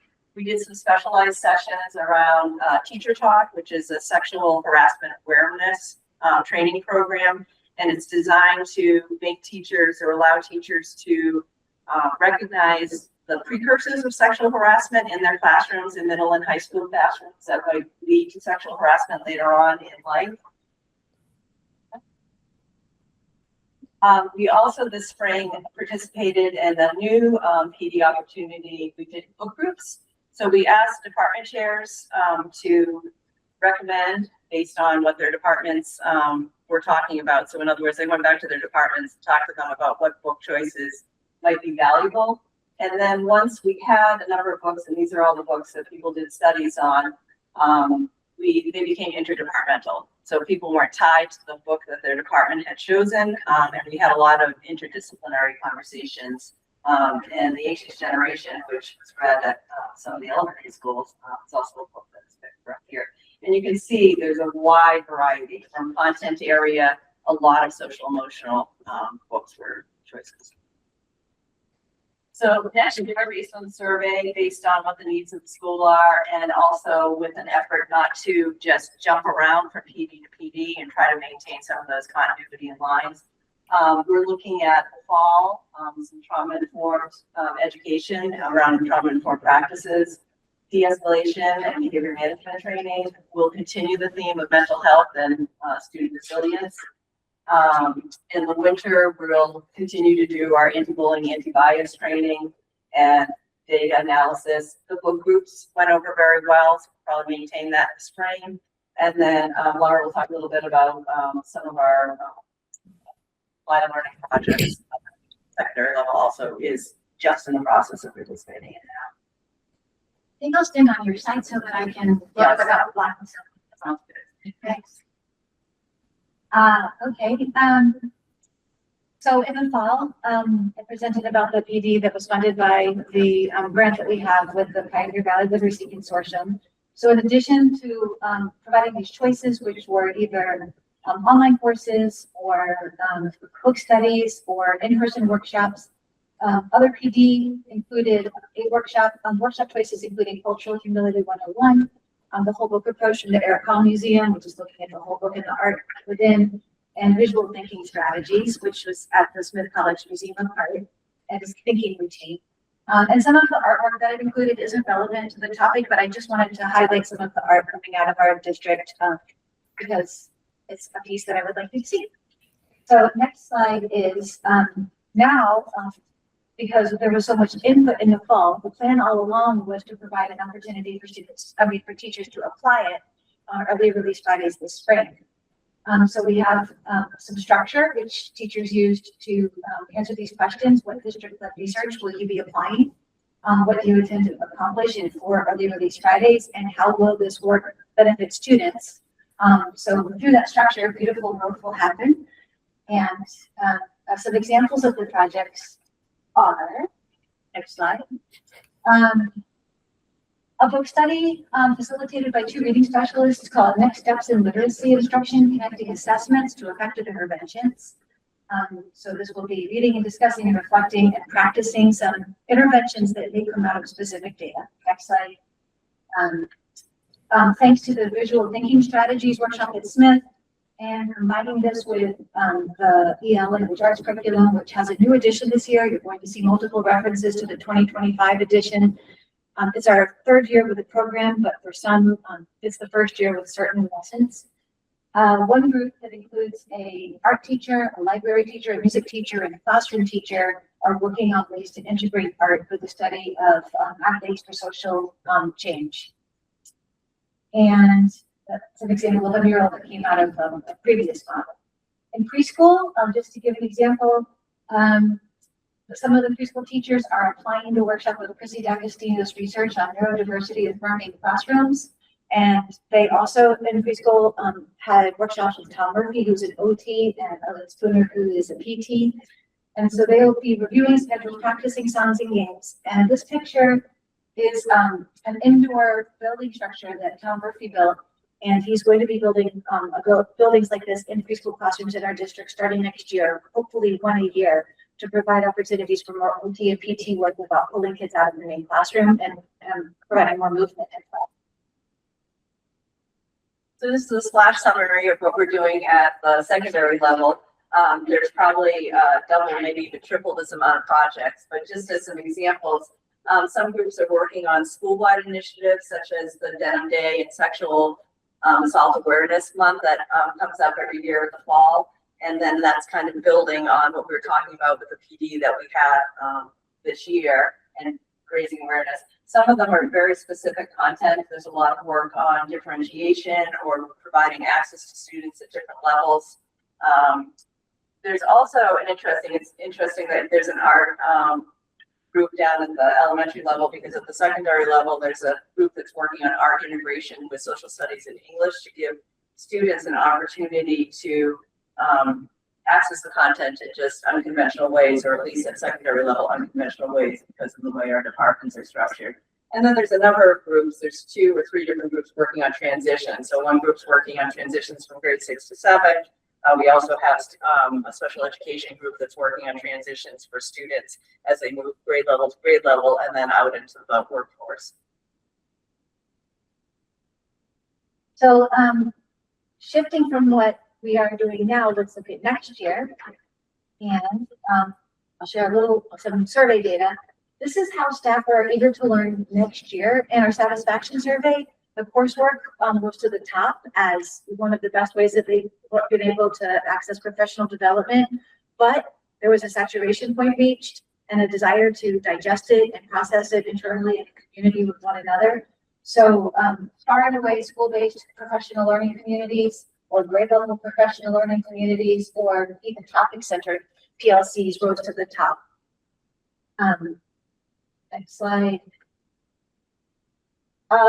Everyone was interviewed, surveyed to find out what are the top non-curricular focused areas in which we would like to keep learning, keep growing. And social emotional learning and relational safety was at the top.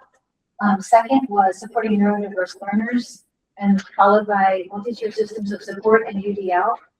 These are all interrelated, so it's actually easy to lift this next year. They have distinctions, but then they're interrelated as well. So we're going to be growing in a direction of self-regulation, emotional literacy, and supporting neurodiverse learners. What's interesting is that the family survey yielded the same or similar results. So the survey went out to pre-K through 12 families. We had 102 responses. You can see the portion of responses from different grade levels, fairly spread out, with pre-K through 2 being the most active. Next slide. And we learned from the survey that emotional regulation, anxiety and stress, social media, and social emotional safety, and understanding ADHD were some of the most commonly requested topics. I think the question was specifically what would pull you into a family engagement opportunity, and those are the topics that would. Additionally, there's interest in culturally responsive teaching, multi-tiered systems of support, universal design for learning, and 2 write-ins about academic options for gifted students, which is very meaningful when someone takes the time to write something in. It's duly noted. Glad to have that. So fortunately, Marin Law, the early childhood director, brought Chrissy D'Agostino to our district this year. It's somebody that she'd worked with in the Pioneer Valley. And first, she introduced Chrissy to the pre-K and related service providers. And they did a 10-hour workshop over the course of multiple days this year on building blocks for regulated early childhood classrooms.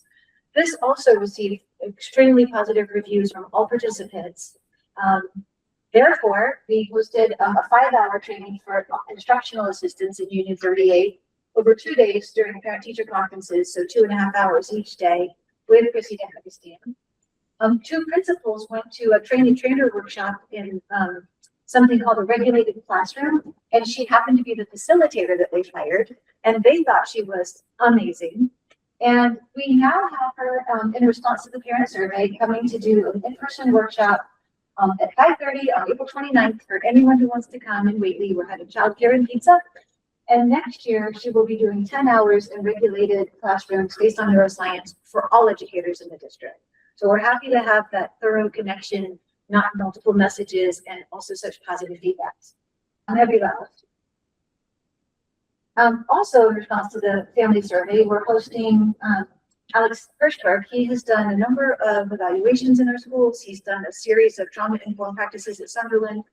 And he has a presentation prepared. It's called Prepare the Child for the Road, Not the Road for the Child, Raising Emotionally Resilient Children. His shtick, and hopefully you'll be interested in want to come on May 5th. It's 5:30, it's virtual. The link was in the most recent Parent Square. But he talks about how a generation ago, raising responsible children who would be independent and good citizens was like the high mark of being a parent. And now, thanks to largely social media and people posting things about things, the unrealistic views of parenting and children, it now seems like there's pressure for your children to be happy. And that if your child isn't happy, people question their parenting, and there's pressure to keep kids happy, which he explains is a fleeting emotion and one of many necessary emotions for growing. And he encourages us to develop a tolerance for some amount of distress in order to build resilience, and talks about good stress and bad stress, and really helps parents feel better about the pressure that some might be feeling to not have students struggle. Next. Going back to the staff survey, the instructional priority is writing. There were other also rants, but writing far and above was a top priority. You'll know that it was also the priority for this year. So there's a little bit more information about that. There's good news based on our work this year. So we're going on a second year because we've got momentum, we've got curiosity, and we see some growth, and we see some areas of weakness that we want to keep working on. We started doing something this year called a writing screener. It came from one of the workshops that we did in the fall. It's 3 minutes of writing after a story starter is provided. And starting in 3rd grade, the most significant predictor of writing fluency is correct word sequence. So in 3 minutes of everything a student wrote, how many words are in a correct sequence in terms of spelling, capitalization, syntax, tense. And so this is a 3rd grade. You can see remarkable growth from only 22 words in September to 44, 13 to 32, 30 to 44, 36 to 49. I've highlighted remarkable growth. Sometimes doubling, sometimes quadrupling the number of correct word sequences, and we're happy to be tracking that success. We put more of an emphasis in 3rd grade cursive. So here is, this is not even a cursive class. This is a 3rd grader who I happened to walk by who was choosing to write in cursive in response to a question about whether they thought the Wampanoag were resourceful people. So I just photographed that free choice to use cursive, and this I'm very excited about. This is a fifth grader's essay, and it was sent to me by a teacher who noted that she sent me struggling writer in 5th grade, an average writer in 5th grade, and an accelerated writer in 5th grade, so I could see some samples. And this is a student who had historically struggled. And I thought I would just copy out one paragraph for your pleasure and enjoyment. Take a minute.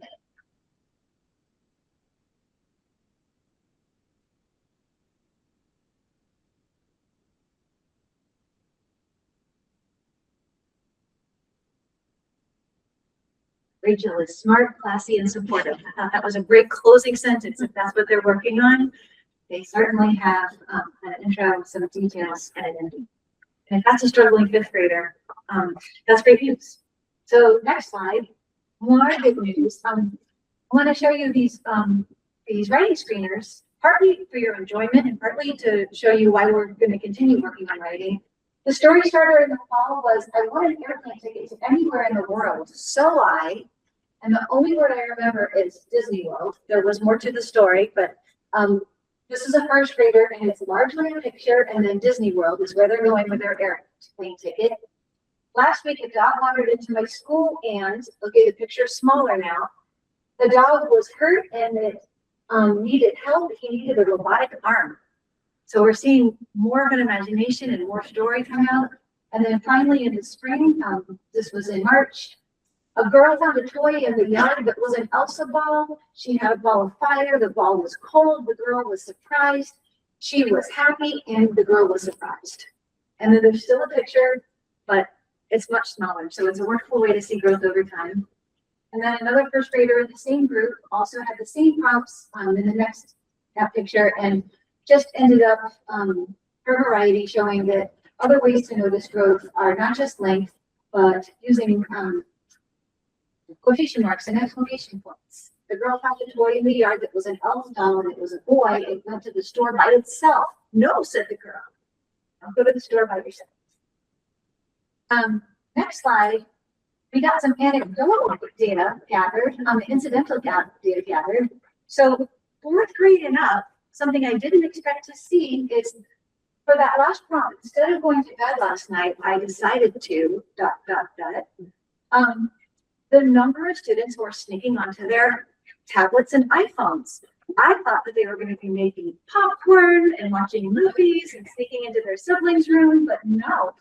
Instead of going to bed last night, I decided to sneak my Nintendo Switch upstairs to play video games. Later, my mom came in to check if I was sleeping, so I pretended to sleep. I stayed up for, last night, instead of going to bed, I got out of bed and went over to my closet to grab my tablet. I go on and I remember to turn the sound off so my parents don't hear. We have a lot coming out. Somebody asked, closes the door so the light doesn't show. And I guess I want to say that this could be an issue. So moving on. We disaggregated the ALI scores several years ago to see when our writing looks like it's below where we would want it to be, what part of the writing needs most improvement. And we found out that the reading and the language were in the 60th and 70th percentiles, and that the lagging leg was the essay and the writing. So more good news is that we've seen over the last 3 years gradual increase in the writing score, but we want to keep it growing. So we're going to keep focusing on it. Next slide. This is exciting to me. This is our current grade 2 students. And so that's this year. This same group, when they were in kindergarten, in the middle of the year, there were only 33 students at or above the benchmark. And you can see 25 were needing significant support and 19 were needing targeted support in their literacy. And then when the same group was in first grade, 45 students were at or above grade level, up from 33, and both of these numbers shrank. And this year, the same group of kids, now second graders, 58 are at or above grade level, and both of these numbers are continuing to shrink. So these are the mid-year scores that we can see over time that students aren't changing, where they fall into the landscape of being independent readers. So we like to see that it's the kids are moving, and they're moving in the right direction. Next slide.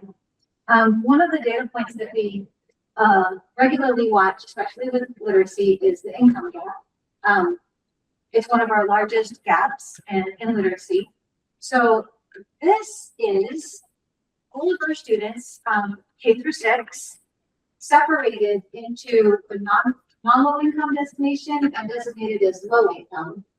And we're looking at 3 years of all of our students in the DIPL scores. And so right away, we see that more students that are low income status or indicated as low income status are needing targeted and significant support with reading. We also see that the shape of the growth is similar. But one of the things that I noticed is that going back to the mid-year point, in 23-24, the students that were new to the structured literacy approach had a 17-point spread between low income and non-low income. And then a year ago, that spread went to 11 points, 47 to 58. And this year, the spread is 6 points.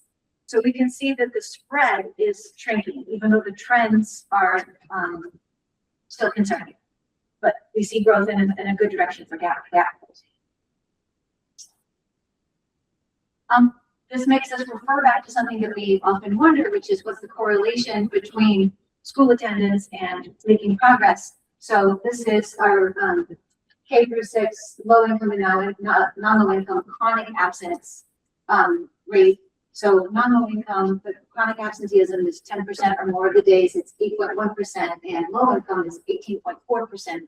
So more than twice as many students of low income, and there's fewer students, are having trouble attending school as much as we would like, which points our attention back in the direction of family engagement. How can we reduce barriers for attendance when possible? What can schools do? And what relationships can be formed that will help us be helpful? Next slide. We have more concerns about writing. So not the correct word sequence, but just total words written. That's how many words students write in a 3-minute period. This is 3rd grade, 4th grade, and 5th grade.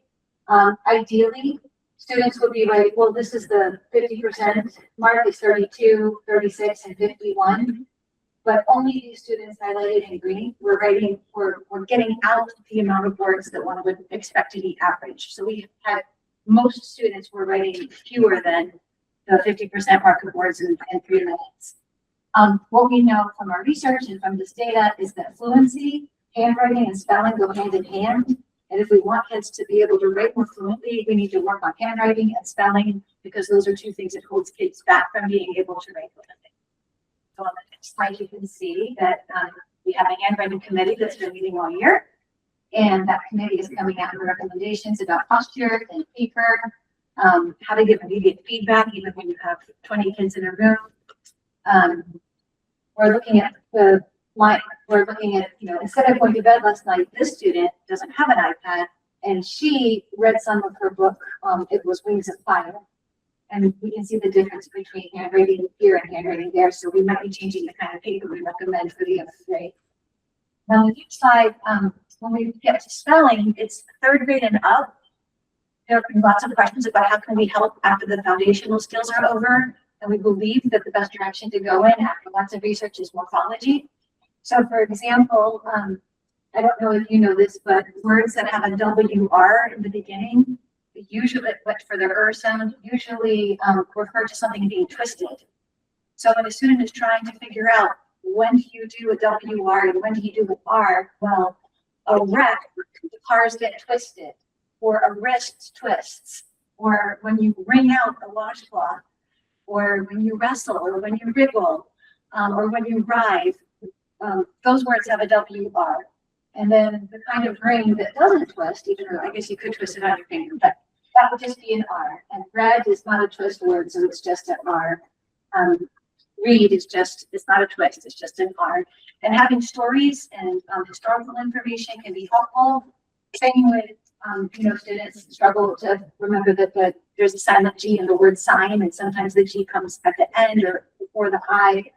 But learning morphology and learning that even though the G is silent in the word sign, it coordinates with signal and significant and resignation and designate, and that it has to do with being a sign, helps remember that there is a G and that in 2-syllable words it gets pronounced.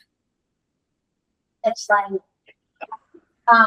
So the summer work and upcoming work will be mapping our curriculum using the same template that Sarah showed. It's a K through 12 template for curriculum mapping. And this is part of our district strategic plan. It's the strategy number 2 is to ensure culturally sustaining and accessible curriculum for all students. So we will be updating curriculum maps. We have specific places in the map to note examples of culturally responsive teaching strategies that make sense in that domain. linking student work samples to teacher assignments to demonstrate successful implementation of our goals, and then including strategies for UEL at all grade levels and content areas. That's what the next piece of work is for us. The curriculum review cycle, this has been a year to reflect and refine. We didn't move on because we had initiative fatigue after the last 3 years. So we will be doing writing as our PD for next year, but we are also going to be coordinating reviews, which means researching our current state and doing a needs assessment for social studies, art, and music. I wanted to finish off with a quick update on our district equity plan. For those of you who were around, about 3 years ago, we had an equity audit. And as part of the audit, the recommendation was that we develop an equity plan. And so we have, we did that actually the very first year. And we have developed a tracking system for tracking both our equity plan, and we have another one that also tracks the progress on our strategic plan. We're just going to show you one tonight, which is the equity plan. And the green means that they have been completed, the tasks have been completed. We have 10 different specific projects or specific goals as part of the equity plan. Some of them, in going through them, mostly expand and enhance professional development and coaching. That's probably going to be blue also, which means that we're on track. But I think it's something that we're never going to put aside. It's never something that we're going to actually mark as complete, because we need to continually pay attention to that as we develop professional development. So we go on to the next one. And you can see that on the second page, we have a bunch of clues. We have our community and family community outreach, which is made, and also to our strategic plan. Curriculum development and resources, as Laura pointed out, we have sections that are really addressing that, especially cultural responsiveness. Data systems, we actually have adopted a data system, which is allowing us to pull this information a lot more easily. Summarize, these are plenty of these, but in summary, these are pieces that we were working on. Questions, comments?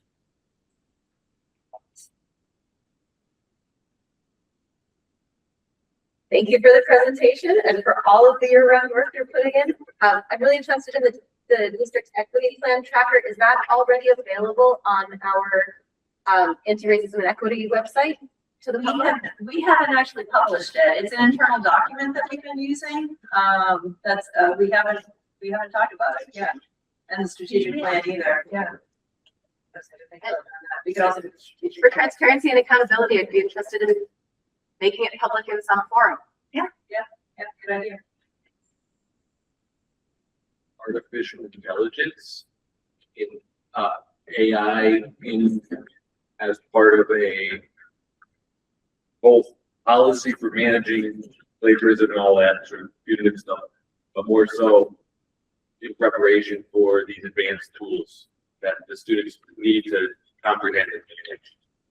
Yeah. So professional development. We jumped on the bandwagon early as far as informing our faculty. So we're using a couple of different people. So we use Emma. Oh my God, I'm saying about Emma Anderson. Yeah, Emma Anderson's down from UMass.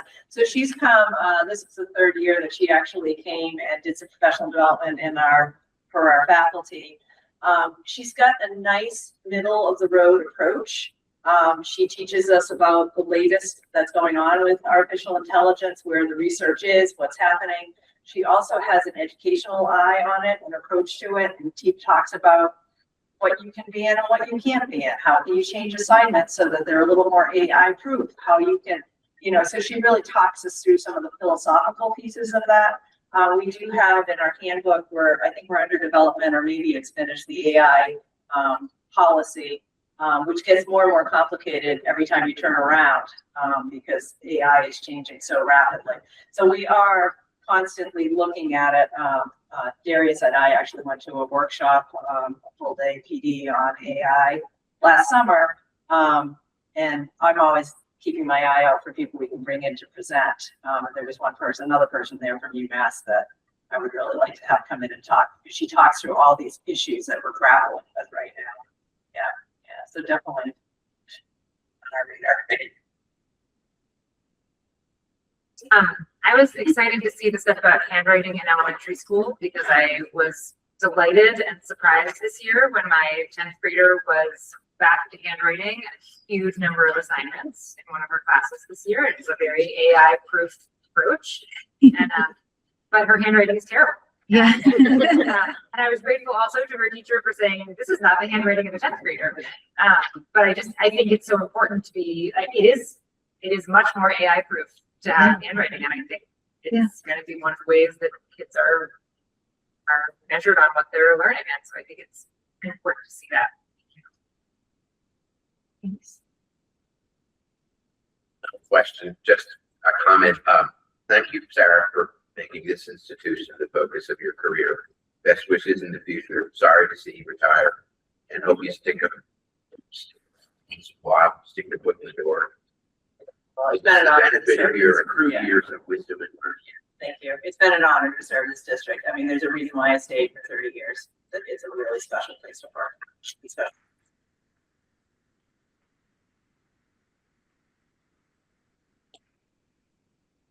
That's a good transition.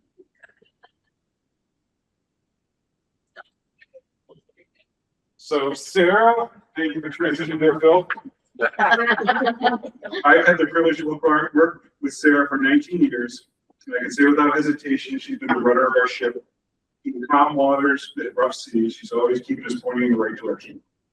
Over the past 3 decades, Sarah, you have helped lead just about every shift in education in Massachusetts. You have a little introduction and evolution of MCAS, moving up to standards-based instruction, no child left behind, race to the top, educator evaluation reform, the rise of data-driven instruction, integrated technology and one-to-one devices, competency-based learning, social emotional learning initiative, and of course, Sarah helped us lead us through a pandemic in education. She has more alphabet soup than I care to eat. MCAS, NCLB, RTT, ESSA, AI, IP, 504, NTSS, SEL, DEI, ELL, ESL, DDM, RTI, PBISB, ELC, UDL, CPI, AP, SAT, PSAT, ELA, NWEA, EDA, STEM, STEAM, FERPA, HIPAA, and all this is coming from DESE, but a new word is MTRS, Massachusetts Retirement System. Sarah, your impact goes beyond curriculum and policy to affect the lives of thousands of our students. And on behalf of the school committee and our entire community, you get something you get to dust for the next 20 years. Get a clock to show the test of time, and there's a nice little thing has to go on it that said 20 years instead of 30. Each of the front table. Congratulations.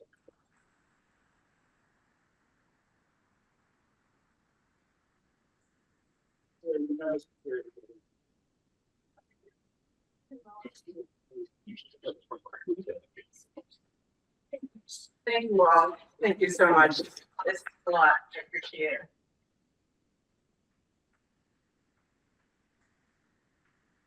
In about half that time, Keith, you've been on school committee, I understand you're not running, right?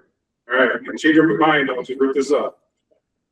Keith joined school committee in, I think, the 2013-14 school year. He's been a member of the Frontier School Committee, and then was on the elementary school committee as well for about 10 of those years. He thought with your wisdom, and your insight into this committee, and the community over the years. You have a way of having clarity and balance around difficult decisions and difficult discussions. And you will really be missed. We really appreciate all that you've done for this committee, and again, as I said, for the whole community. So thank you so much.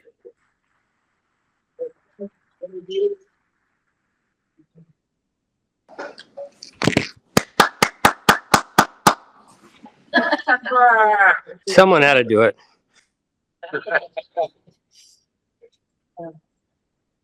Okay, was there any further questions on the, representation? Just wanted to read this one.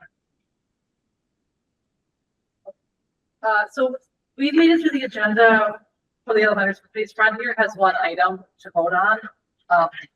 But I think the elementary school committees could adjourn. Take Frontier to it. Have a motion to adjourn. Conway? Yeah. Second. So moved. All right. You need 38. Adjourning at 8:11. Are we voting on the adjournment? Yeah. Can we? Yes, no roll call. So, sorry, we're gonna do it. Conway, Elaine. Yes. Cory. Yes. Bill. Yes. Jared, yes, Carrie. Yes. Amy. Yes. Annie. Yes. Rosalind. Yes. Megan. Yes. Joe. Yes, please. Wait, David. And Henry. Yes. Very 12. All right, so Frontier, you're staying and we'll be rather brief. So, is Shelley still with us? Bless your heart, Seth. Bless me. So we have been meeting with our, the Frontier Education Associations, USANC, to discuss the health insurance benefit changes that are going to go into place in July, and what would happen with the savings, the 25% savings that we by law have to give back to the association. What I have before you is effectively basically our agreement. We have a final meeting. We hope a final meeting on Friday. We are a little premature in the sense that we're going into a final, but we believe that we're going to settle here. And rather than having you all come back to another meeting to sign off on this, you can sign off on this now, and if it carries through exactly like I so, we'll be all set to go. Shelley, you want to, since you stick around, I'll let you kind of jump in. Is there any details you want to kind of bring out on this? I'm happy to take questions if anyone has them, but it's been a pretty smooth process for us. Essentially, we were not negotiating the change in plan design because that was done under Chapter 32B, which was voted in by school committee years ago to negotiate benefits. So what we were negotiating with the union is just how those savings would be distributed, the 25% of the savings, which ended up being roughly based on current calculations, which are just estimated because it'll get recalculated when the MOU goes into place for July 1st. But the current rough estimate is about $26,000, which will equate to about $240 or $250 per subscribed employee and retiree who's not on Medex. So anyone who's retired but still on the Blue Cross Blue Shield plan. So that's gone pretty smoothly. We're going to issue a check back to employees come July, by the end of July, employees and retirees. That way there's smooth transition of the accounting on the employee or retiree side and on our side. And we're hoping that the union will move forward. And as Darius said, it's a little bit backwards for us because usually we would have them go through their process first and then we'd bring it to you, but not to delay things.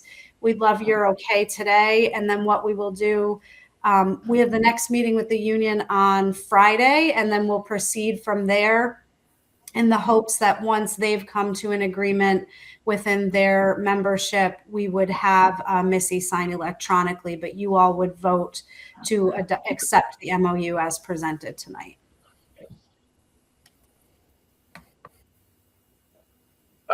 You muted it, so there at the very end. No, it was just, her voice finished before the picture. Oh, it was. It's like a badly done movie over here. Yeah. All right. Any questions? I'm sorry, I don't understand why there's savings. The computer's going a little bit slow. It's So you wanna go into that? muting and unmuting my mic. So what happens is according to Mass General Law, when there is a plan design change, we have to calculate what the cost would have been before the plan design change and what it is after the plan design change. And the difference in those two is the total savings to the district. So do you remember in our budget, I'm referring to it as savings because that's how it's written in the law, but when Bill did so nicely correct us that it's actually just a decrease in our expenditures of about $100,000. It's not actually a savings to the budget, but it's a savings in the plan design change. So according to the law, 25% of whatever that figure is has to be given back to any unions or non-union employees. So the savings is about $110,000 difference between no plan design changes and plan design changes. And the plan design changes were voted forward. That's also in that MOA. I think it's on the last page. It outlines where we're going from no deductible to a $250 per person or a $500 per family. So it's that cost savings. I'm just going to say it one more time to make sure that I'm being clear. You calculate based on your total subscribers what the cost of the plan would have been with no design changes versus the cost of the plan with design changes. 25% of that difference goes back to subscribers, and it'll be effective July 1st. So anyone who's enrolled in the plan July 1st will get an equal share of that. The 25% is about $26,000 right now. Does that clarify and answer your question? I think Jessica maybe asked that. Yes, thank you. But one more question. Who initiated the change to the plan? Is it from the trust? Yes. Yep. The Hampshire County Group Insurance Trust proposed a plan design change, which is a lower plan, better plan. I don't want to say lower. It's a better plan than what the Group Insurance Commission, so the state's plan, has that benchmark in the Mass General Law that as long as your plan design change is better than or equal to what the GIC offers for their benchmark plan, you can make the changes. So the trust voted to have still a richer plan than the GIC. So the minimum GIC plan right now with deductible is $500 or $1,000. The new trust plan will be deductible of $250, $500. So we still have better insurance than what the GIC plan is currently offering. The Trust Insurance Advisory Committee voted, I don't know, Darius, remind me, maybe a month ago, 6 weeks ago or so, to move forward with plan design changes. And then from there, we've done the legwork internally, which is by statute. There were certain regulatory meeting dates and things that we had to go through with guidance from legal counsel on how to properly negotiate with our unions. Thanks, Jelly. You're welcome. So on the home stretch, we would need a motion on the MOA as presented for health insurance benefits for unit A and C. Yeah, Phil and Olivia. Any discussion? Good job. All right. I'm gonna do a roll call. Yep, Missy. Yep. Olivia. Yes. Phil. Yep. Yes. Keith. Yes. Jessica. Yes. Diane. Yes. Celia. Yes. Damian. Yes. Phil. Yes.